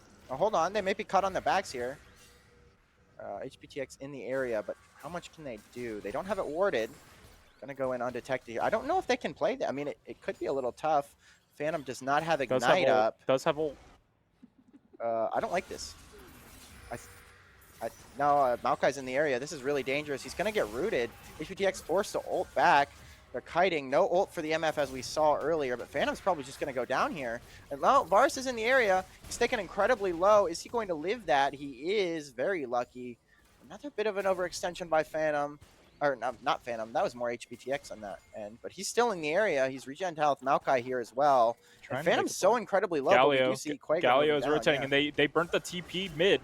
So now this is a 3v4 if they're able to get a hook. Does force flash. Both support flashes gone. Galio is going to have to rotate back towards mid lane. Yeah. But again, like this, the bot lane is in a really tough spot. 30 CS up already onto this Varus, and that shouldn't be the... you get poked out by this Karma MF, but this MF on this back, super close to that Bloodthirster, that's really going to be impactful. For sure. Because now you can just sustain through all the Varus damage. And this Aurora just keeps getting stronger. She's got a sizable CS lead, not anything crazy. But, I mean, this champion is so strong on any kind of items. And it's really going to help Northeastern into kind of the later stages, mid stages of these games. So we'll see what that ends up unfolding into. I think Mbessa is another really strong part of the game. Any new champ, you can just kind of assume is going to be pretty good. And you do see the Jace here taking some damage. Mbessa trying to respond in turn. HPTX taking a huge chunk, and that I think is 6. Are they on the grubs? Yeah, that could just be 6 grubs in case. Well, let's see if HPTX decides to contest. Maybe deny 6 grub stacking. It's going to be tough. He might have to give his life for it. And I don't think you can test it, which is unfortunate because it really is kind of not. You don't ever want to give 6 grubs if you're able to have any kind of say in it. But really, Miami not seeing the same kind of success that they had on the map last game, showing that early invade really did mean a lot. And also, I think that the draft that they're running here. Hold on, we do see trade Solozak getting some damage down, but having no ability to proc that passive. Yeah, he uses Q to start out the fight. Yeah, which you can't do. You need to be able to have some follow-up onto your corrupting chains. So, but HPTX is here ready to go. Do they have barrier? It looks like barrier is still up here for, but again. Oh, got the charm off. Let's see if Varus can follow up. Get the barrier. Let's see if they have the damage. HPTX taking incredibly low. Is going to find the MF. I don't believe there was a shutdown there. No, unfortunately not. And giving Solozak's life in return, I don't think that's worth it. He's so far behind. MF gonna pick up a Bloodthirster on that death. Really, really strong. Yeah, and even without the Bloodthirster, we saw that trade happen initially where he Varus used ult and did all that damage, and she just used the wave and was already back to 3/4 HP, even without Bloodthirster. And now with Bloodthirster in hand, you get the shield off of the wave. And Varus Q poke is not really going to do anything to you. Yeah, and the rune choice by MF is really good. I mean, normally it's like some people like lethality first strike on the MF, but I like the PTA. It makes these extended trades a lot easier for her to play out because she just generally will win these trades, whether or not she's up gold or not, just because she has that extra damage. Yeah, it's going to be interesting to see as we get the top laners unleashed here a little bit later on in the game. I'm really going to be curious to see what Final Boss of Ohio is going to be able to do. Right now, it's just been stagnant as we do see a play up here. Hold on. I think Jace might have overextended just a little bit, trying to stop the back. Gets chunked out a little bit. If Final Boss of Ohio can now make a pressure play here as he knows that the enemy team is over here on this dragon, he could potentially look for a TP angle, but I don't know if it's taking It's taken incredibly low. It doesn't look like he. Oh, and he misses the ult there. He tried to Public go for the execution play. is not going to land, but he does flash under the tower. Oh, he gets the kill, but he will be taken down. It Eh, is a trade, but he does expend his flash for it. Yeah, and then the enemy laner just loses 2 minions of XP. That's The end of the world. not the end of the world for that top laner, but overall still a good play. If he hits if Final Boss of Ohio hits ult there to start that trade, that would have been Hold it. on. We do see that he caught the Aurora on the back. Let's see if he has the damage. Quaker taking low by the tower. Tried to look for the kill there. Isn't going to find it. And kind of an even game state, but I will say Northeastern does have these grubs. They have a lot of things that will help them be accelerated. But the turret plating is going to fall. Quaker just dipping out of that Aurora. We do see a roam mid here by Maokai. The sapling's going, or the, yeah. Quaker forced Great a flash and is going to be able to get out of that somehow. Scot-free. Let's see. Yeah, I believe they did see the Evelyn there because the Evelyn wasn't an invis, but Evelyn's just going to back out. I like the play there from Final Boss of Ohio. Again, going back to that Jace tower dive, you knew that the enemy team was all focused on the Drake right there. Yeah. And he knew he had an opening. He had already just chunked out the Jace. It was just unfortunate that too many tower shots ended up. And the mistake that a lot of players make, and I myself have done this as well with Ambessa, is that you just, I don't know, you have this narrative. Maybe it's just that, you feel really strong, but you're not really that strong early game. Ambessa, with each iteration of her ult, as you upgrade it each time, so like level 6, level 11, level 16, gets more and more armor penetration and lifesteal. So the longer the game goes on, the more effective this champion is going to be. Not that she isn't strong early game, it's just that she definitely feels just kind of like a menace in these late game fights just because of the amount of stats that she's getting just based off of her passive, just by existing. Yes. Yeah, so, absolutely. I mean, some people overvalue what she can do early game. HBTX waiting till the vision is cleared out. He is in his invisible form. Maybe they're looking for something on this mid lane. MF does have the Bloodthirster shield. Empowered Mantra Q going to go out there. And honestly, oh, hold on. HBTX in the mid lane. We're going to see an ult down. Corrupting Chains go wide. I think I'm getting the name of that wrong, but we do see an exchange and a Hero's entrance. Double knock up there, though, from Quaker. He's incredibly tanky. He does have his first item online.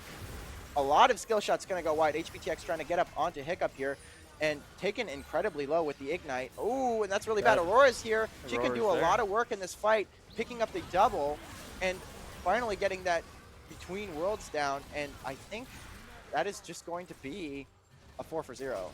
Really tough to see. And I think you're starting to see the effect of putting HBTX on something like Evelyn. He looked super invisible, doing very little damage in that fight there. This champion is just not good right now. Well, and then also with the change to the Varus here, like before that fight, MF was already a level up on our Varus. We're having a drop in frames here and some technical difficulties. We're working slowly on it. getting through there. Yeah, we'll get back to it. I think it's a network issue from what we experienced before last broadcast. So we'll see. We're going to have some technical difficulties here. We're going to come back to us.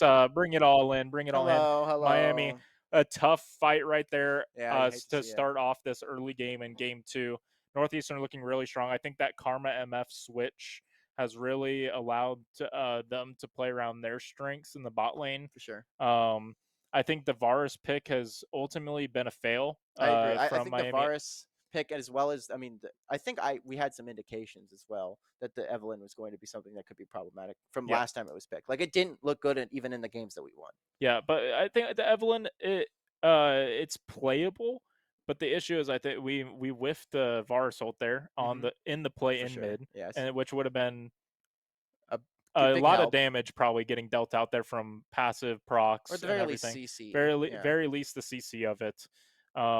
So just got a better execution in the end, and then Galio coming in, getting the knock up, but then Maokai there to space it out. I think the Maokai also assists. That Maokai is, from last game, we saw that jungler be absolutely worthless. Yes. On that Xin Zhao pick. Now we see the Maokai available and ready to point and click stun. Yeah, I mean, it's like really that's really all any you did. And again, going back to last game's execution, Miami had a clear path of execution. Hmm. This game, their execution like is still through It's kind of pretty. Nautilus, and like you can Yeah. kind of have that, and like Varus ultimate, like if you hit it, but or Mbessa R, I guess. Hmm. But for NEU, they didn't have it that clear path of execution. Now they do. They have Maokai. Yeah, no matter So how far this jungler is going to be put behind, which he isn't this game, correct. he's fended for himself quite well. He still is useful in every sense of the word. Like he has guaranteed CC, guaranteed good team fight capabilities, roots, everything that you need to do, and that's why Maokai is just such a prolific jungler because he has all the tools that no matter the game state, you're always going to want him on your team. Um, so I think I'm curious to see how Miami will recover from this deficit. Honestly, with the Aurora getting so fed off that last team fight, as we come into the Aurora one-shotting, and the MF getting that ultimate down, it kind of looks really tough to play from Miami's perspective. We do see a TP coming from Final Boss, Ohio. Maybe he can get some work done. We do see more CC as well coming down. And look at the damage from this Aurora. A new champ versus new champ, but she just has so much gold, so much items, or so many items, and it's just really hard to play. And like I said, anytime Aurora accumulates any kind of advantage, it's really impactful in the game. It's super noticeable. But we do see, I think Final Boss of Ohio was able to get a solo kill. We do see the Jace respawning. So before that TV play, was able to do quite well in his Well, I lineup. don't know who killed the Jace because the final boss only has one kill, and he was able to get it under that tower play earlier Huh. in the landing phase. So Was it Jace did fall, but to who is the question. Okay, maybe Obviously, it was we a we solo we kill. missed out on probably I think 2 to 3 minutes of gameplay right there. Sure did. So we look back, and Essence Reaver and Bloodthirster already onto the misfortune. Hmm. Huge power spikes Yeah. for the MF, and Oh, we do we see do see an public engage. execution land there onto this Aurora. She's flashing away, but Final Boss of Ohio's following. Gonna grab the shutdown there. That is going to be big, getting Aurora off the map, but a lot of issues ahead. We're gonna need to do that a couple more times for Miami to really feel like they got some foothold into this game. Yeah, we do see Voracious Otacon spawn into the map too, as well as the Drake is falling down on the bot side. But Final Boss of Ohio is trying to say this game is not over. You still have to go through me. Yeah, I think. So it's going to be interesting to see. We see Evelyn does get has the Dark Seal actually. Interesting Mhm, enough, is going to have to see what they can do. Galio, Unending Despair, trying to tank up as much damage like last game. mhm. Probably going to go down that same route. You see the Bammy Cinder purchase, actually. They actually are not building the same path that they did last time. BioBoss of Ohio thinks they can win this, though. Well, it does have a lot of items and does have backup on the way. Just buying Oh, time, good bait. waiting for Fatum and HBTX to get into the area. Jace doesn't gonna have the damage to get that kill. Is building quite tanky to be expected on this patch, like you mentioned, but does pay off or doesn't pay off and stuff like that. Is going to absorb a lot of pressure towards the top side, but Northeastern doesn't pick up a lot in turn. Good place on the map here for Miami to try and get back into this game. And the gold's going on, pretty good members, and we see Evelyn getting a little bit more relevancy, but really what's the glaring issue for me is just the spot lane. This ADC is just kind of like the Xin Zhao in that it's just kind of useless. Yeah, the virus really is going to be super useless until Miami can find picks. Miami's going to be centrally focused on picks this entire rest of this game, I feel For like, sure. Any 5v5, especially with this Aurora and how accelerated she is, just going to end in disaster. with an MF ult on top of it. Yeah. Absolutely doomed. As long as we don't ult backwards and then fist bump. I think I think Northeastern's going to be in good shape. But yeah, no, I definitely, like you said, I think their team comp. I mentioned it earlier this cast, but anything that's going to be more like kind of a blueprint on how you should play the game is always going to be more preferable. See Quaker taking some fire down here, not taking a ton of damage from that Aurora. Her using just 2 abilities is going to take some chunky damage, and we have the Varus in the area looking not at all spooky. Yeah, again, the virus is 2 levels down now on the Yeah, MF. no kills. 3 levels down on the Aurora. To his credit, does have 1 item completed and is stacking up that tier. And Final Boss of Ohio uncontested here in the side lane. They're looking at Otacon. Yep. Yeah. HBTX going to have to play for the steal as an Evelyn. Something that I'm surprised there's no control word on this objective right now for Northeastern. This is like the one simple priority you need against this champion, and they don't have it. Oh, she's going to be spotted, though, by the MF, and she might just be taken down immediately. She's done. Yeah. Flashed on. HBTX living with a hair of HP, but they are going to just turn their sights back onto this Otacon, and it is going to make the game really hard to play if it wasn't already for the side of Miami. Voracious going over to Northeastern, but that is going to be Tier 2 and Tier 1 mid. Tier 2 top and Tier 1 mid taken over to Miami, so that's some gold back for that objective. but that's really the only positives out of that. You burn flash on Evelyn, Uh-huh. uh, you barely get away. Yeah, and I mean it just kind of depends as well as what Northeastern can get done with this Otacon buff, And because it is really a big boon to how much, like you said, their tempo and how much they can get on the yeah, map. So if they decide to play well and play recklessly and use the full extent of this buff, then it really doesn't matter that yeah. Miami got anything back. And we do see the ult come out from the Mbessa. HHBTX is there to try and make a play happen. But again, this is that buff that we talked about.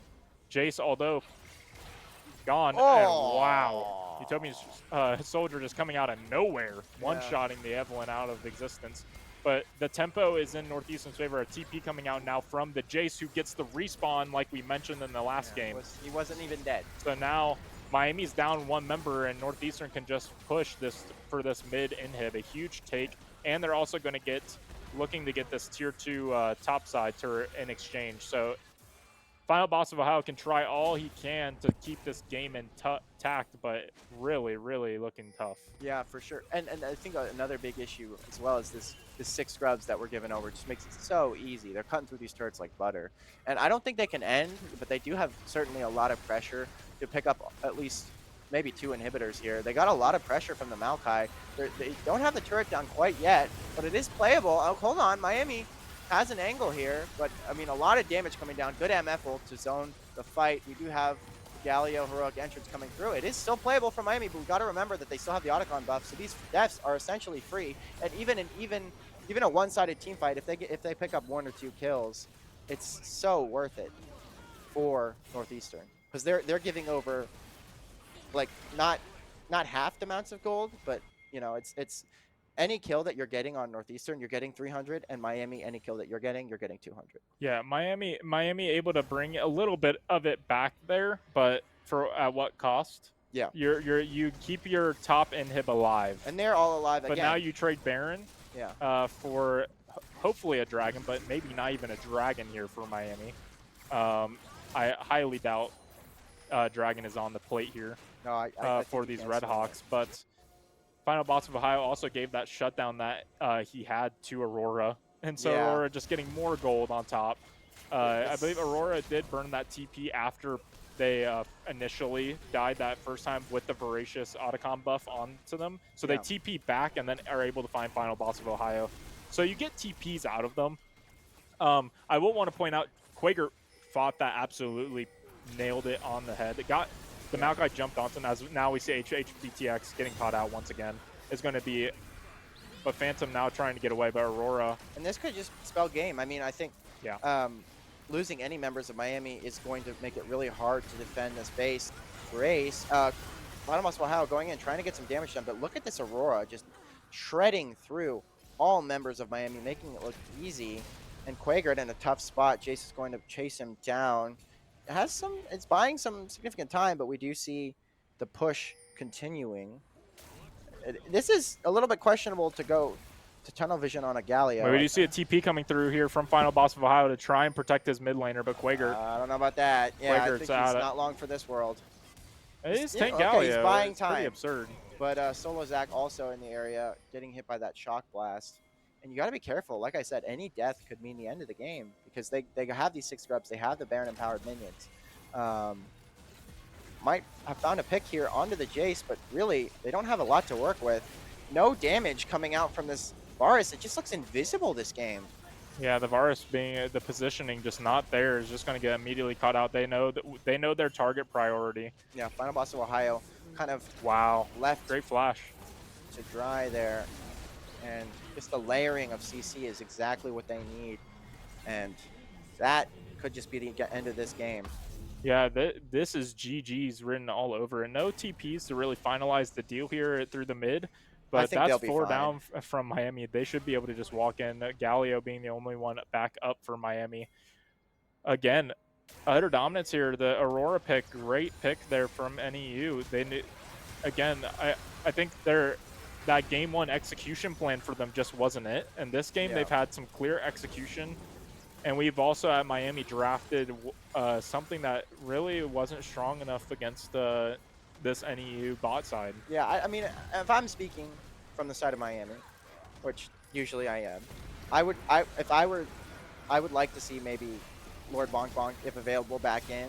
Not the solos. I mean, solo Zach. It was a rough game to play. Obviously, it was tough to get agency in this game. But I've really liked what Lord Bonk Bonk has been able to put together in a lot of our previous games, and I think solo Zach will definitely have an additional opportunities to show what he's got. But I think that the patch that we're in the meta and kind of the game style does favor more of a conservative lane state, and it just felt like Northeastern went back to the drawing board and they were like, okay, what really went wrong?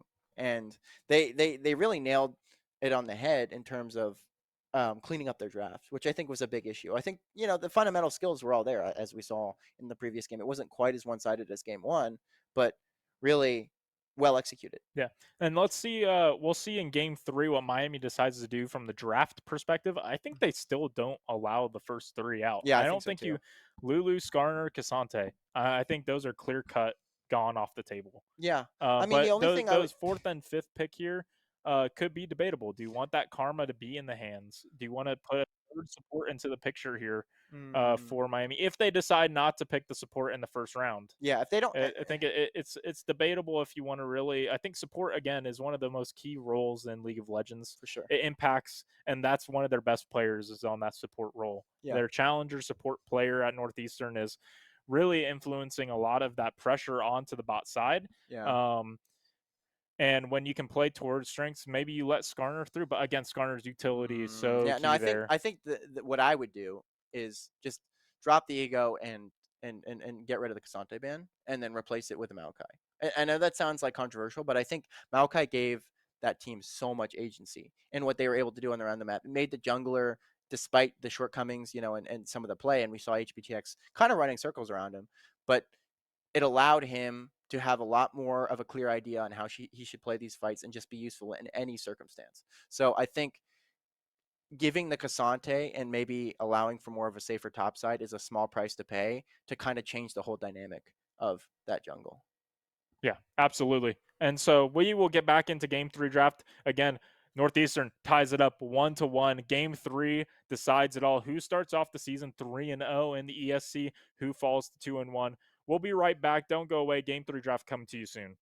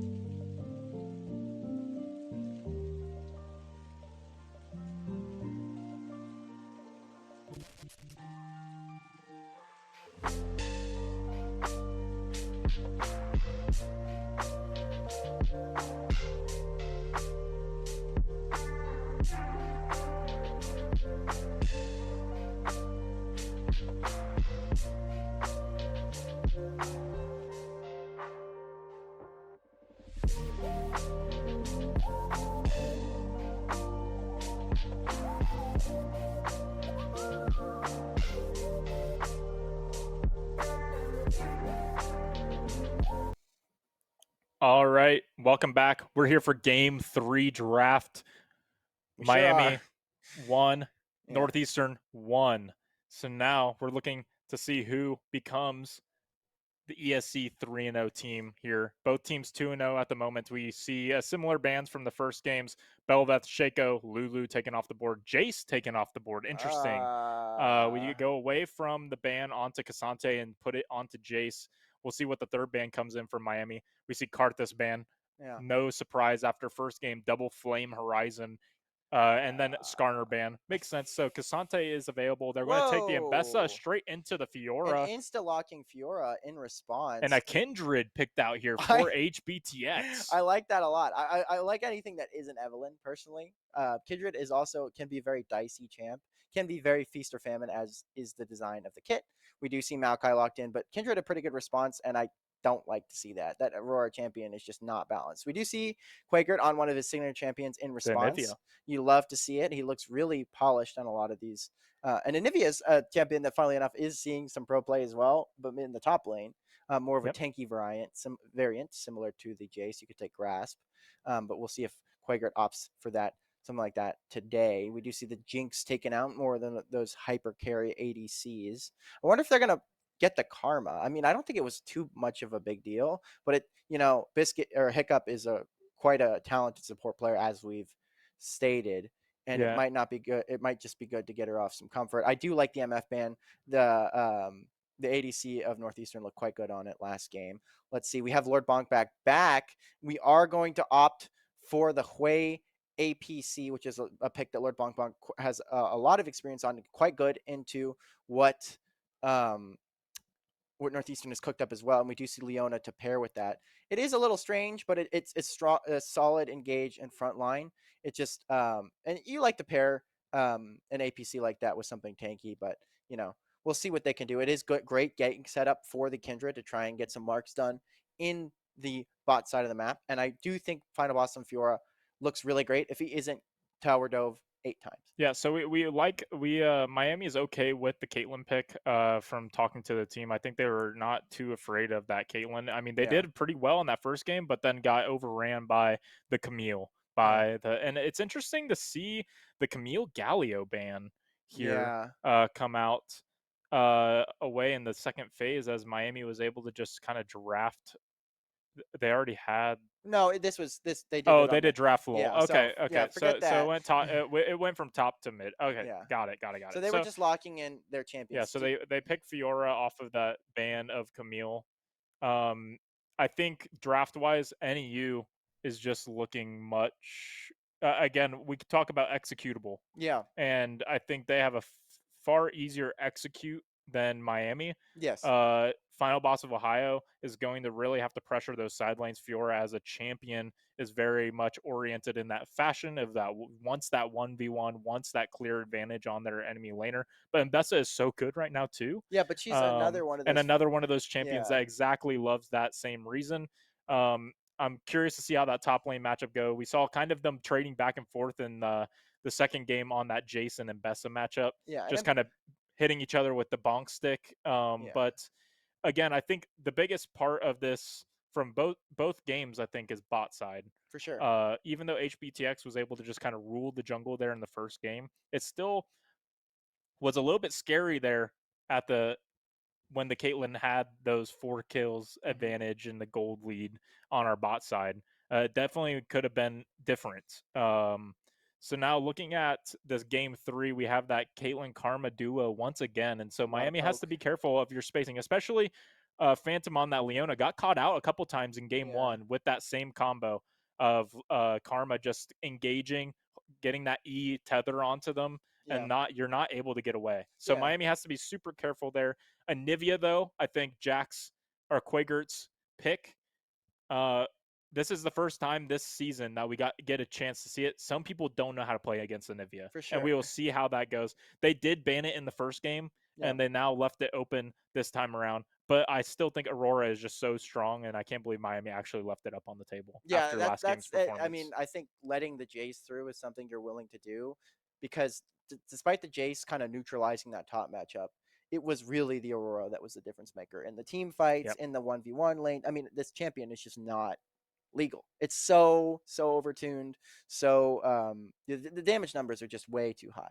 Yeah. So I think Miami letting that through is definitely something that is quite worrying. I do think they have a lot more tools this time around to respond. I think the Evelyn going out, Lord Bong Bong being back in on that Hui is going to be quite impactful, giving a lot of AoE damage in these team fights. But it's a matter of who's going to get ahead first, which bot lane is going to come out on top. So we'll have to see. The game is going to be coming real soon. Stick around. We'll be right back.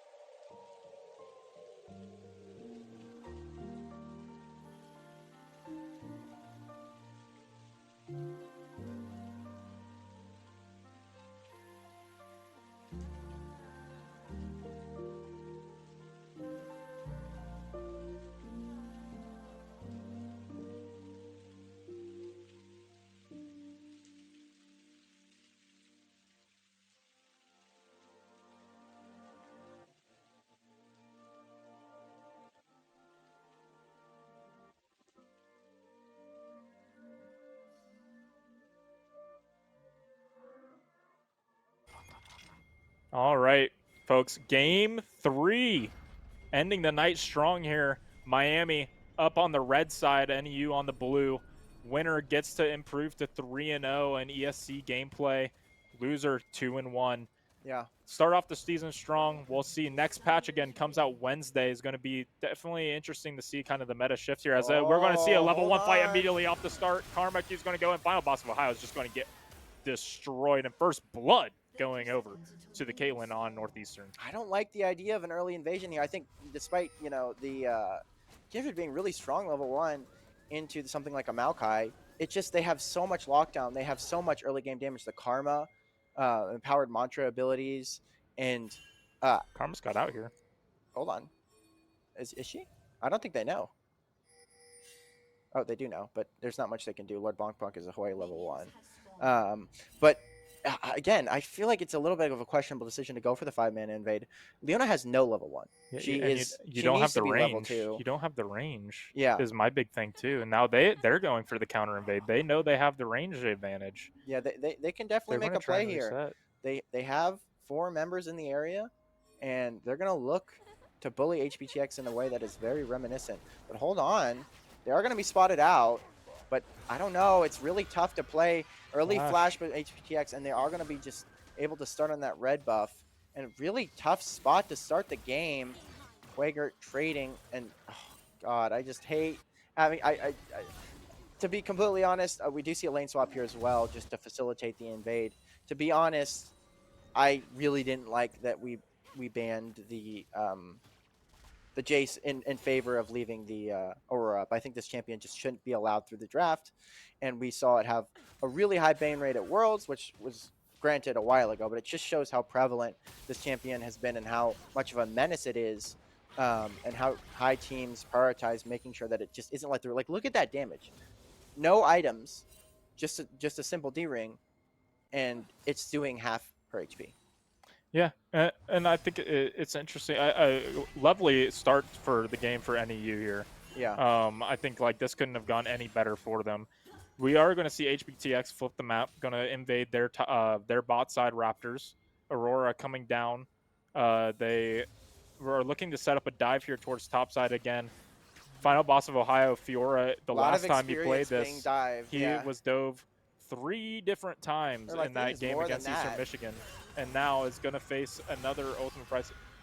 Is going to survive this one though. They don't know how to execute the dive. That's going to be a death. He's going to be able to get a kill off of this. Final Boss of Ohio outplaying it, making it look easy, even missing the counter, and still getting rooted there.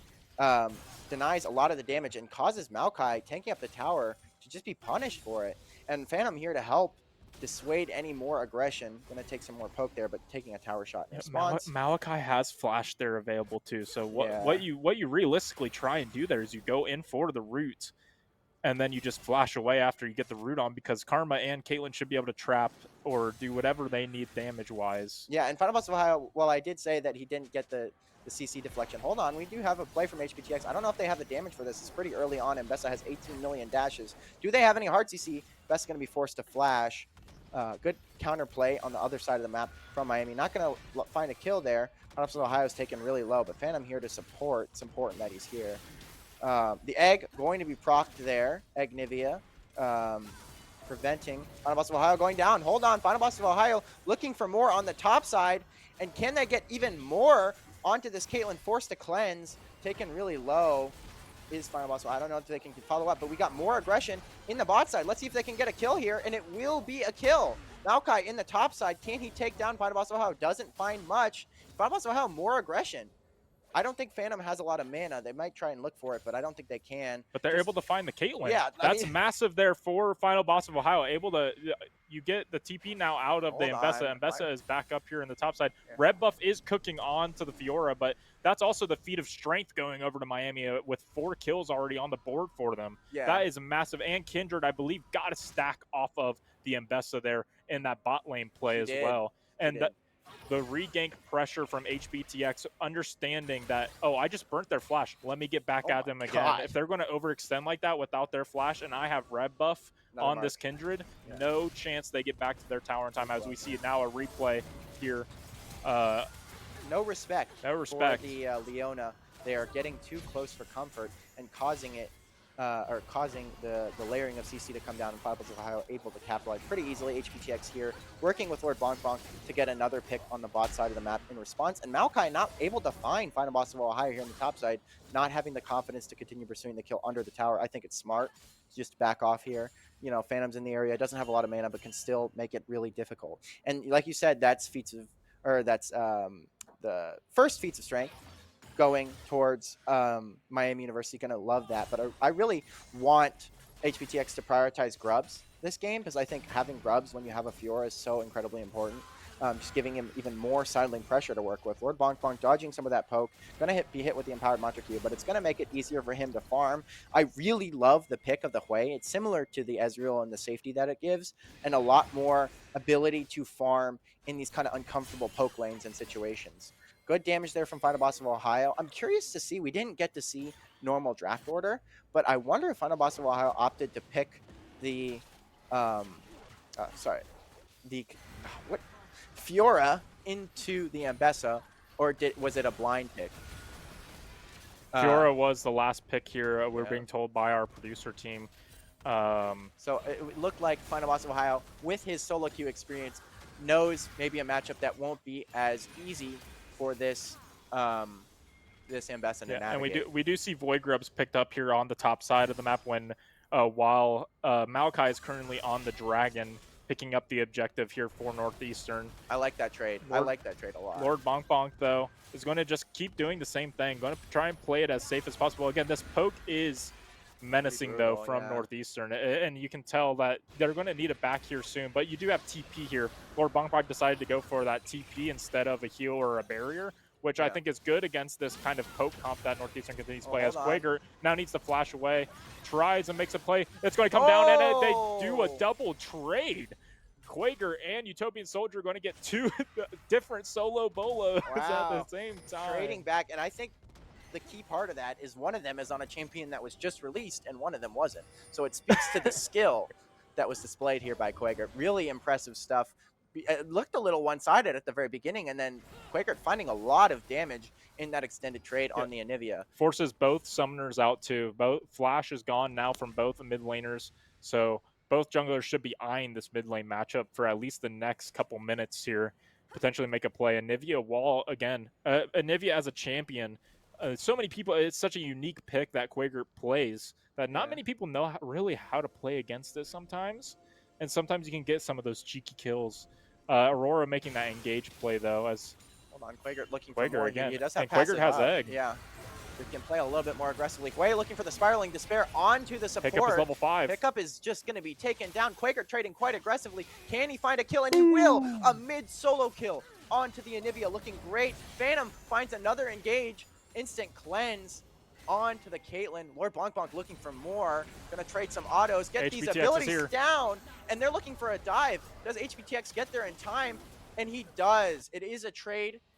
Phantom will fall in turn, but that would take that all day. Look at this amazing layering of the spells by Lord Bonk Bonk, hitting every single one. And we do see HPTX in the live in a little bit of trouble, probably going to be taken down. Does Kindred ult just to prolong a lot of the damage, and HPTX trying to trade one back isn't going to be able to. The Maokai saying not today, but close enough. I mean, a really positive play on the map for Miami. I'm not sure if Kindred was able to pick up a stack because of the play. I don't think it went through in time. We'll have to see if our observer can, once HBTX is up, can click on the HBTX and see what kind of stacks we're looking at. Because the goal that you want to be at is 6 stacks is when really things start to get a little nutty. I did see one of the stacks, and it looks like we do have 2 hunts onto the Kindred here. But Aurora engaging. The egg is popped on Anivia. Anivia should fall down, here. Unfortunate to have the egg be used in that regard. Doesn't really get a pick there. Yeah. Final Boss of Ohio countering backwards. More trades being taken. HBDX being pressured in their own jungle. Phantom in the area. I don't know if that's what you're looking for. Actually, no, it looks like it might turn out pretty well. Blast Cone's back into the enemy team, and Lord Bonk Bonk going to be finding a kill. Caitlyn with a huge Piltover Peacemaker, though. Still, a little questionable. The Maokai in those, in those moments where it's a little panicky. Let's see if someone can block for him. He's going to be fine. It's Leona. Yeah, the big thing here is that although hold on, Lord Bonk Bonk is on their item spike. Yeah. This Blackfire torch is in the hand of Lord Bonk Bonk. Able to, and I think that's why Miami decided to take that fight. They know they have the item advantage here. Yeah. And they're able to pick that Maokai apart. Another kill for this Kindred. Any items on Kindred is good. Obviously, you're going to prefer stacks and items, but you can't have, it's not, you can't have everything we want. The back going to be canceled there on Final Boss of Ohio. I'm sure he's not very happy about that one. He does have TP to return to this lane, catch this wave that's going to be crashing. And they will not be able to pick up the this 6 should not grubs. be allowed. Yeah, I know. Well, I mean, they were finding that play towards the bot side. I think HPTX is in the area, but I don't think they're going to be able to stop the take of these 3 grubs. Maybe if they can get 4? No, I don't believe so. No, it's the TP. Yeah, and then not they going have to be enough.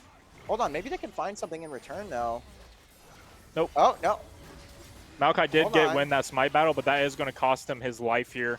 HBTX should get the pick up here, and then 3rd kill going over to HBTX. Yeah, getting a little lethal. It's really good because, despite Miami lacking the traditional AD carry with that APC, HBTX getting items online, getting gold in their pocket is going to mean that they still have that consistent AD damage. Quaker spawning in to the Piltover Peacemaker, going to be taken incredibly low, and I think hopefully the Caitlyn R is not going to be up anytime soon, because that would, I think, be enough to take Quaker down. Ohio still trading here. Did get the flash there right before Dragon Spawn though from the Caitlyn. That's pretty massive. Yeah, not having and flash. Quaker should be able to just clear this wave with the ultimate. Karma's going to try to do their best to get some poke damage out, but should be fine. Swifty Boots bot here from the APC down in the bot lane from Lord Bonk Bonk. Going to try and be able to move away from all of this poke damage that they've been putting on here in the bot lane. And now getting pressure mid. Dragon does spawn. NEU does have first step towards this Drake, and it looks like Miami's just going to try and probably give this one away. Yeah, it's tough to step into a really dark lane like this.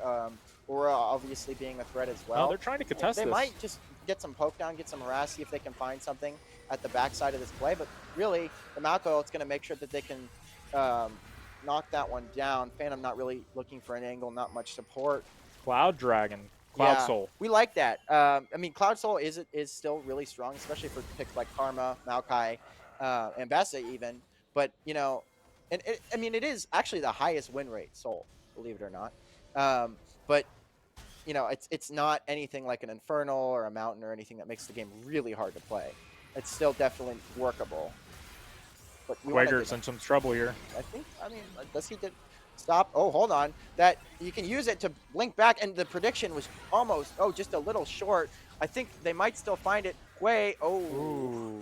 The realm hop there is going to prevent any kind of follow up. A lot going very close, but not eventually finding it. A close prediction, though. We do see Blackfire Torch here, bought out. Hold on. Quagered in some trouble. Ace in the hole. And he's taken down. Yeah, that's unfortunate. He's 1v2, and there's a lot of poke in this lane, so if he just takes enough damage, he's just going to spell the end of him. And we don't want to really be giving gold over to the Caitlyn if we're able to. Final Boss of Ohio actually kind of having a lane kingdom up here. They're going to see the immediate public execution, but really is it going to turn into a lot? Let's see. Lord Bonk Bonk taking more damage, but getting some in return. Almost one-shots. Does one shot. And I think Lord Bonk Bonk can play this. This is so doable. Final Boss of Ohio on the other side of the map does get away as well. Phantom Miami's going to chase down. They want more. They taste blood here in the bot lane. Hold on. Hiccup looking aggressive onto the Lord Bonk Bonk, but she wants to go. Flashes in.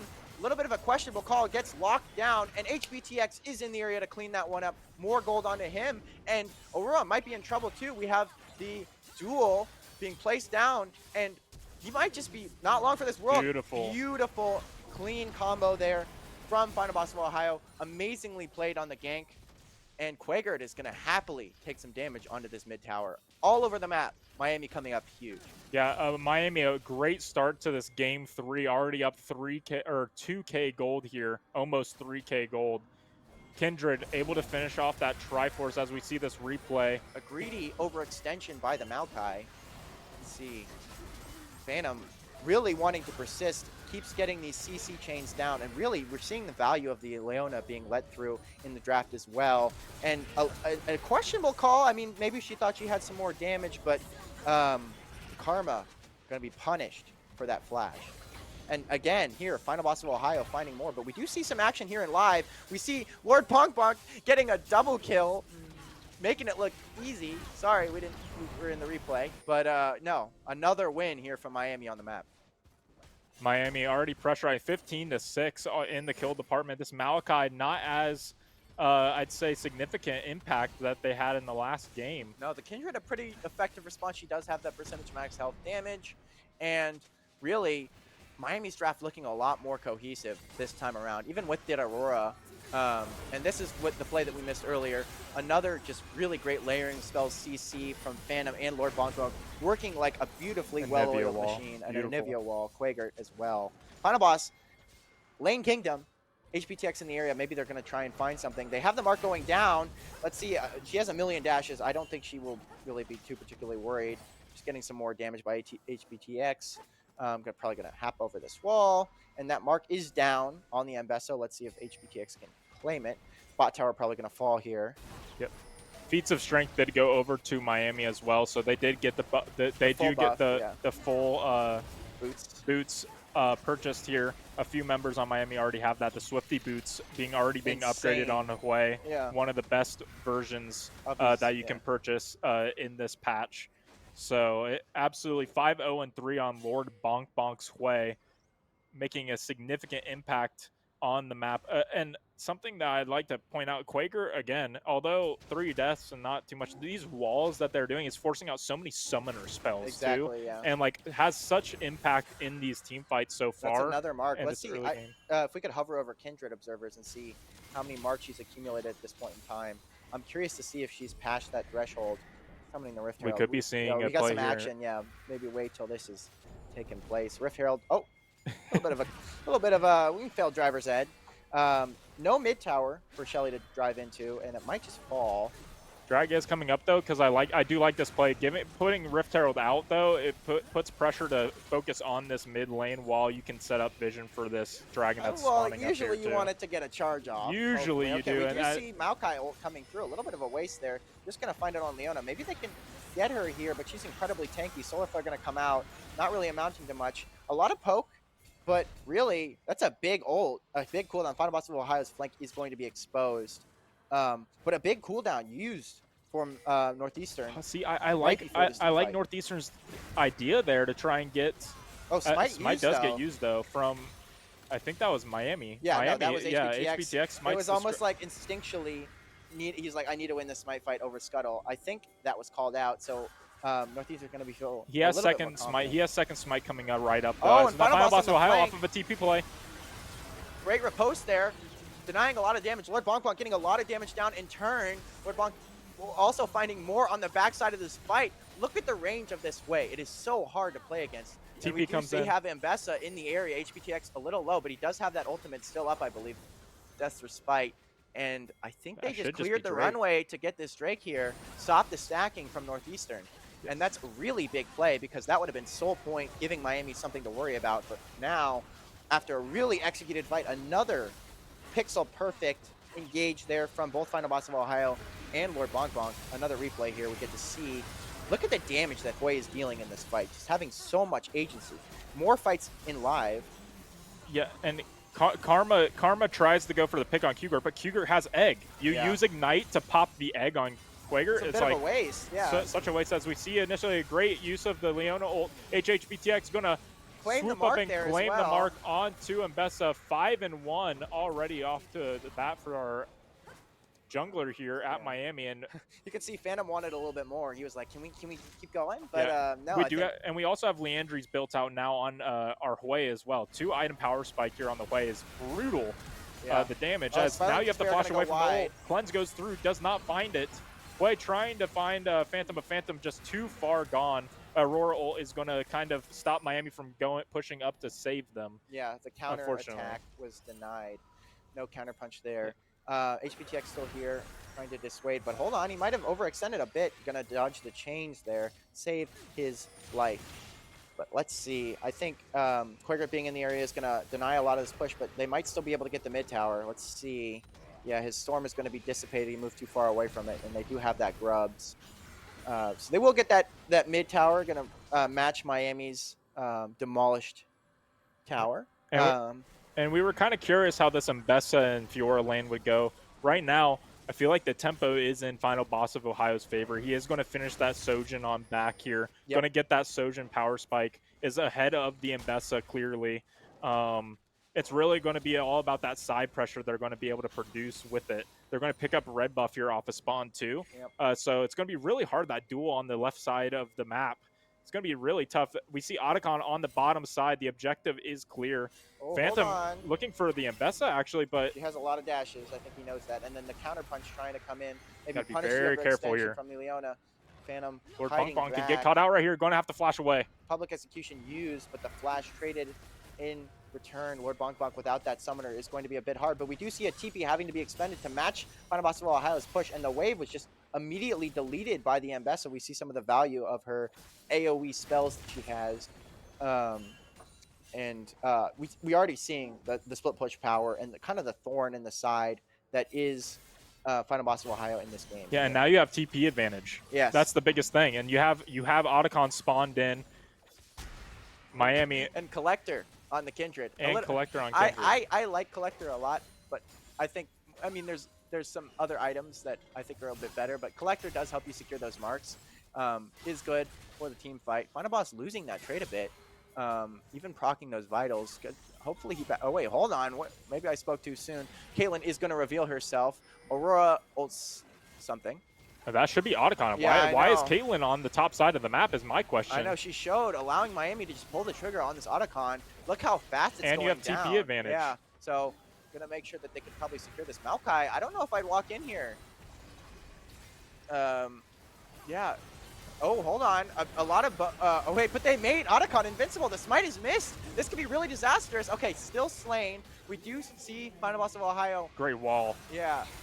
Okay, so and then we see more damage, follow-up damage here, and they do get the immediate respawn because they were able to slay it in time. But that was scary. I think it was actually the smite of Northeastern that was used during the Kindred ult. So the mind games from HBTX knowing not to smite because the Lamb's fight did make the Otacon invincible there. See, yeah, you can see, and then he just patiently waited. Really well played, using the Lamb's Respite to just ensure the secure, and a little bit, I mean, a little bit early on that smite. I think we should it's hard. I mean, in those high pressure situations, it's hard to keep everything in mind. But there it was kind of just glowing gold. Yeah, Ace in the hole did find him, but then the Otacon buff Brought him back. Yeah, it brought didn't him back matter. immediately. It didn't matter. No tempo So lost on the map. no tempo lost. Miami again, now sitting up almost 8K gold up onto Northeastern here, feeling pretty comfortable, I'd say. Yeah. And the Fiora on the side lane is really putting the pressure on. HBTX slowly creeping into more and more CS advantage. We see again those power spikes on the side there. What items got built, as now Aurora has to get away, is going to use the ultimate buff. Final Flash boss on. once more. Is he going to find it? He will, and that Aurora is just taken down, skewered. We are hunting the rabbit. It is rabbit season right now in game 3. We were not happy with the result of game 2 and what that bunny was able to do, and now Fiora going to take the advantage. Yeah, no, this Miami team is looking reinvigorated after that loss in game 2, looking like they wanted to prove a statement that no matter what the comp is, we don't have to go Galio, Camilla 8 billion times. It doesn't matter. We're really effective players, and we can make it work. And Miami's hands look just really great, especially I'm thinking Final Boss of Ohio, Lord Bong Bong saying, you shouldn't have subbed me out, because he just looks so poised to just do massive amounts of damage. The big thing too, HBTX, 3 bans on his way. A lot of people probably thinking like, oh, you're playing Evelyn in game 2. Oh yeah, you're you not can't, good. You're not. You play cheese champions here, and he's proving to them right now that he can play really any kind of thing that Miami needs to win these games. A hyper carry jungler. A challenger jungler is a challenger jungler. And that won't change. He might have champions that he prefers, just like any support. Or just like any player, just like the support of Northeastern. You have a certain champion, you might prefer a couple champions. But, at a certain higher level, you're going to have the game sense and the skill to get things done. It doesn't matter what you're playing. We do see a Baron call here for Miami. They know they have no vision up. No more Otacon buff for that. Or no. Oh, no. That's Quaker just having egg. Yep. yeah. The egg Otacon buff, honestly. Yes, it's very, true. very weird. No tempo lost unless your egg is destroyed. Yeah, and Final Boss of Ohio really still providing that pressure. Just a free Baron over to Miami. 50 and now 10K gold lead. You're up 2 Drakes. Or no, you're even on Drakes. My bad. My apologies. He's teasing us with the back. Is he going to do it or not? Oh, there he goes. But we see looking likely here for stairs, but Shadow Flame built out here on Lord Bonk Bonk. Let's see if Final Boss do even more damage when people get critically low here on the side of Northeastern. And what for Northeastern, for your executable here, what do you do in this kind of game state? What are you looking for? You try to weather the storm with this Baron. I think it's a big deal to try and not have any unnecessary deaths. I mean, you're going to have to give someone control of this map. Obviously, you're not going to have the same agency, because any pick right now could spell the end of it for you. Even without the 6 scrubs from Miami, they have so much pushing power with this Fiora. Any overstep could mean disastrous consequences. So they are going to do a 1-4 or a 4-1 pushing strategy. Give Fiora the agency. HBX going to be forced to flash almost immediately, taken out of the fight. Lamb's Respite has to be used to keep him alive. I mean, this fight is a little disjointed from the side of Miami. It's a little disastrous. Can Lord Bonk Bonk get damage down? He is doing a lot from miles away, and Quaker also getting a pick. Final Boss of Ohio is in their base. Force a TP. Yeah, has to be used, and I don't even know if he can match. There's Baron-empowered minions, and Northeastern's in such a weird spot where they're like, oh, should we go back to match, or should we save our outer tower? Final Boss of Ohio being just so annoying.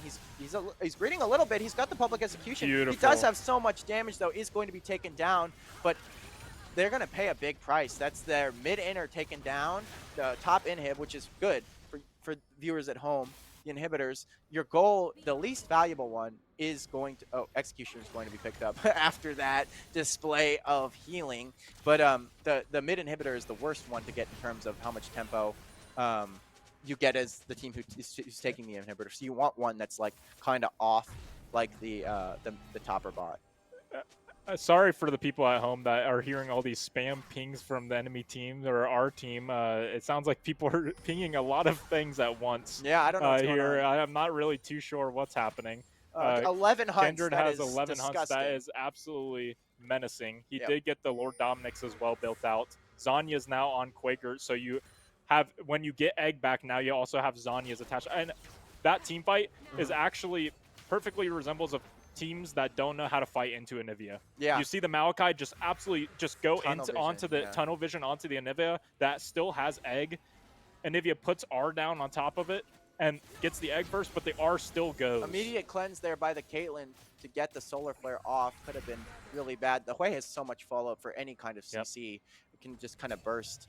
Another thing to note is that after a certain amount of hunts, which HBTX has clearly surpassed now, Kindred starts to gain bonus range. A lot of different stats. It empowers all of her abilities, similar to other infinitely scaling champions, but she even gets a range, which is a really, really powerful stat in any of these fights. As long as you're not blown up immediate, like almost what happened. Lord Bonk Bonk also looking incredibly powerful. Phantom shrugging off that mantra Q like it's nothing. Yeah, and although we might not have a tank here for a large, like you don't see our team comp and you're like, oh, this is like a tanky team comp, right? You No. have Leona, but I think the Anivia also really sets a tone, like sets the pace of a lot of these team It's fights. like timing. It And takes a so does long the time. Hui. Yeah. So does the Hui with when you can lay down that basically Vel'Koz Yeah, you can W. kite back. You I can mean, just kite back these champions from Northeastern. What can Abessa do? nothing.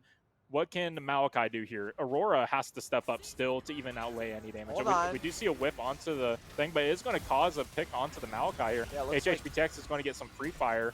It's going to force flash Spiraling away, but now Despair. a flash out from Hui, going to pick up the Maokai. And that could be disastrous for the side of Northeastern. A lot of damage given by the Aurora there, That's but ult. not much in response. HBTX forced to use Lamb's Respite, taken really low. They're going to get the healing off of that ult. Quagert also taken low as well. Zanya's used. Let's see if Phantom can stem some of this bleeding. It's really tough. Ace in the hole coming through, blocked by Phantom. Quagert, can he delay it? He's going to use that ult. But Lord Bonk Bonk immediately back into the fight, picking up one, probably picking up two off of this. Are they going to, yeah, hopefully. Whoa, Karma healing a lot. She's just going to kite back. Phantom's going to try and deny it. Final boss of Ohio, meanwhile, doing what he does best, pushing this bot side, trying to find more inhibitors here. Karma's just winning this. Yeah, but Nevia's here. Is Karma going to pick up a kill off? Oh, Nevia actually went away. Solar flaring, nothing. Phantom is 1v1. Oh, wait. What was that? Okay, I think we might still find the kill, maybe? Wei is hunting. Yeah, that would be it. Nope. Okay. So, no, wait. Still looking. Hiccup off on a mysterious journey here. Dodging all these skill shots, really making Miami take their time. But, oh, never mind. This is just a game of cat and mouse. Let's see if Lord Bonk Bonk can pick it up. And that will do it. Lord Bonk Bonk, after running basically what is a 5K, take down that Karma. But that is still a great stall there from Northeastern. Yeah, I think like Hiccup there, realizing that they need to stay get away from the pressure from the bot side. While that entire mid sequence happened, Final Boss of Ohio grabbed that bot tier 1, bot tier 3 turret, the inhib turret there. A lot of pressure for Miami. Do they have vision? I don't think they do. Northeastern doesn't have vision on this Baron, so this might just be another free Baron take here if Miami starts us in. What can you really do? You can't fight this if you're Northeastern. Because if you lose this, if Miami loses this, it's not great. They give away some shutdowns. But if Northeastern loses this fight, gets wiped, walks in with no vision into like completely black, and ends up losing, which is probably what would happen. Look at the KD. Yeah, right I now. also wanted then to point they lose out. the game. I also want to point out there's 2 Flame Horizons currently in this game. We have a Jungle Flame Horizon and then an ADC versus APC Flame Horizon. Yeah. Oh yeah. So wait, we have a Flame Horizon, one on for both each teams. team. Yes. Yeah. Correct. So another jungle one, but making up that for it. disengage. Yeah. Beautiful disengage. Maokai ult now to no use. Just Miami just needs to buy time for Final Boss of Ohio to reign supreme in the bot lane. Yeah, and Bessa looking for an angle potentially to get that. And HHBTX is just walking through. He's like, Where's I he don't going? care. I'm going to inhib. Oh, he wants. I'm going to take this bot inhib for free. Oh, hold on. Is it for free though? Okay. I'd say so. What can they do against this group Yeah, in they missed the skill shot, so it is for free. And they're saying Miami. Oh, hold on. Public execution going really deep onto Quagert, has the Zanyas to delay it, and the egg still. Again, that really isn't the best target to tunnel vision on. And look at the damage that Lord Bonk Bonk is getting out. HBTX following up in the back line here with the Lamb's Respite, delaying it.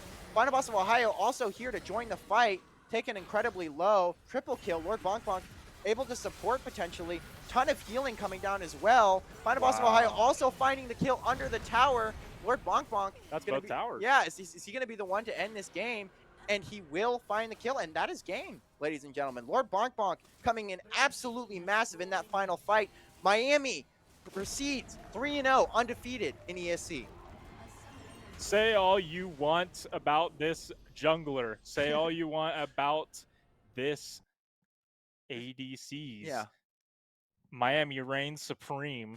Doubters. A perfect game from Lord Bonk Bonk on the Hue APC. And again, I think it all comes down to the execution. Miami realized what Northeastern wanted to do in draft. Yep. They realized that they want to just the point and click stun. They want to just get engaged onto us. Okay, we're just going to do peel then, and you're going to allow our Anivia? Like you can't. That's our signature pick, man. You're allowing Jack Quagert to get the Anivia. It's Jack Anivia Quagert, actually. That's his full name. Yeah, full name. Anivia is his second cousin or something. It's weird.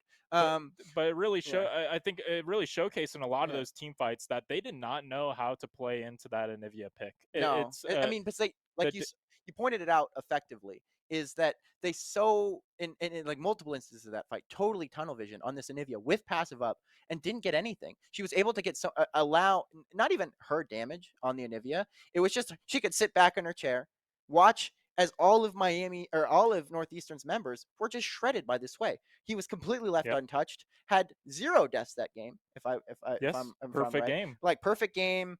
I think like 15 kills, probably had a ridiculous amount of damage. It was 15-0-7 or 15-0-9. Whatever Either way, it was, fully dominant performance there. Fully, I mean, showing that really was just, and most of that game he was 1v2. He was against this challenger bot lane and shrugged it off like it was nothing. So really well played, really impressive stuff from your Miami Redhawks. Yeah, and we're going to improve to 3-0 on the season. Looking for a 4th here on Wednesday. Yep. Wednesday, 8 p.m. against BGSU. Looking to, again, get to the 4-0 slot. We have another game this Saturday as well.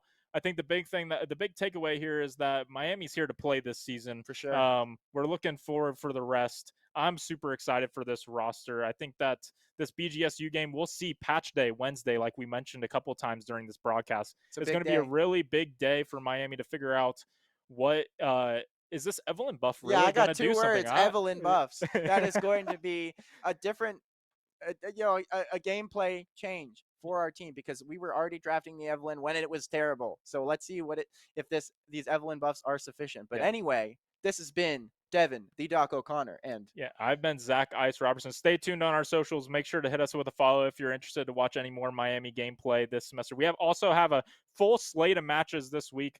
Tuesday, Overwatch 2. Wednesday, League of Legends. Thursday, Overwatch 2. Tune in. And then Friday, we don't know, might have a match on Friday. Figure it out. And then Saturday, back to League of Legends. So we have a full jam-packed week of broadcasts here. Stay tuned, 8 p.m. Eastern on most days, default time. So hit us with a follow if you're down to tune into more Miami Redhawk action.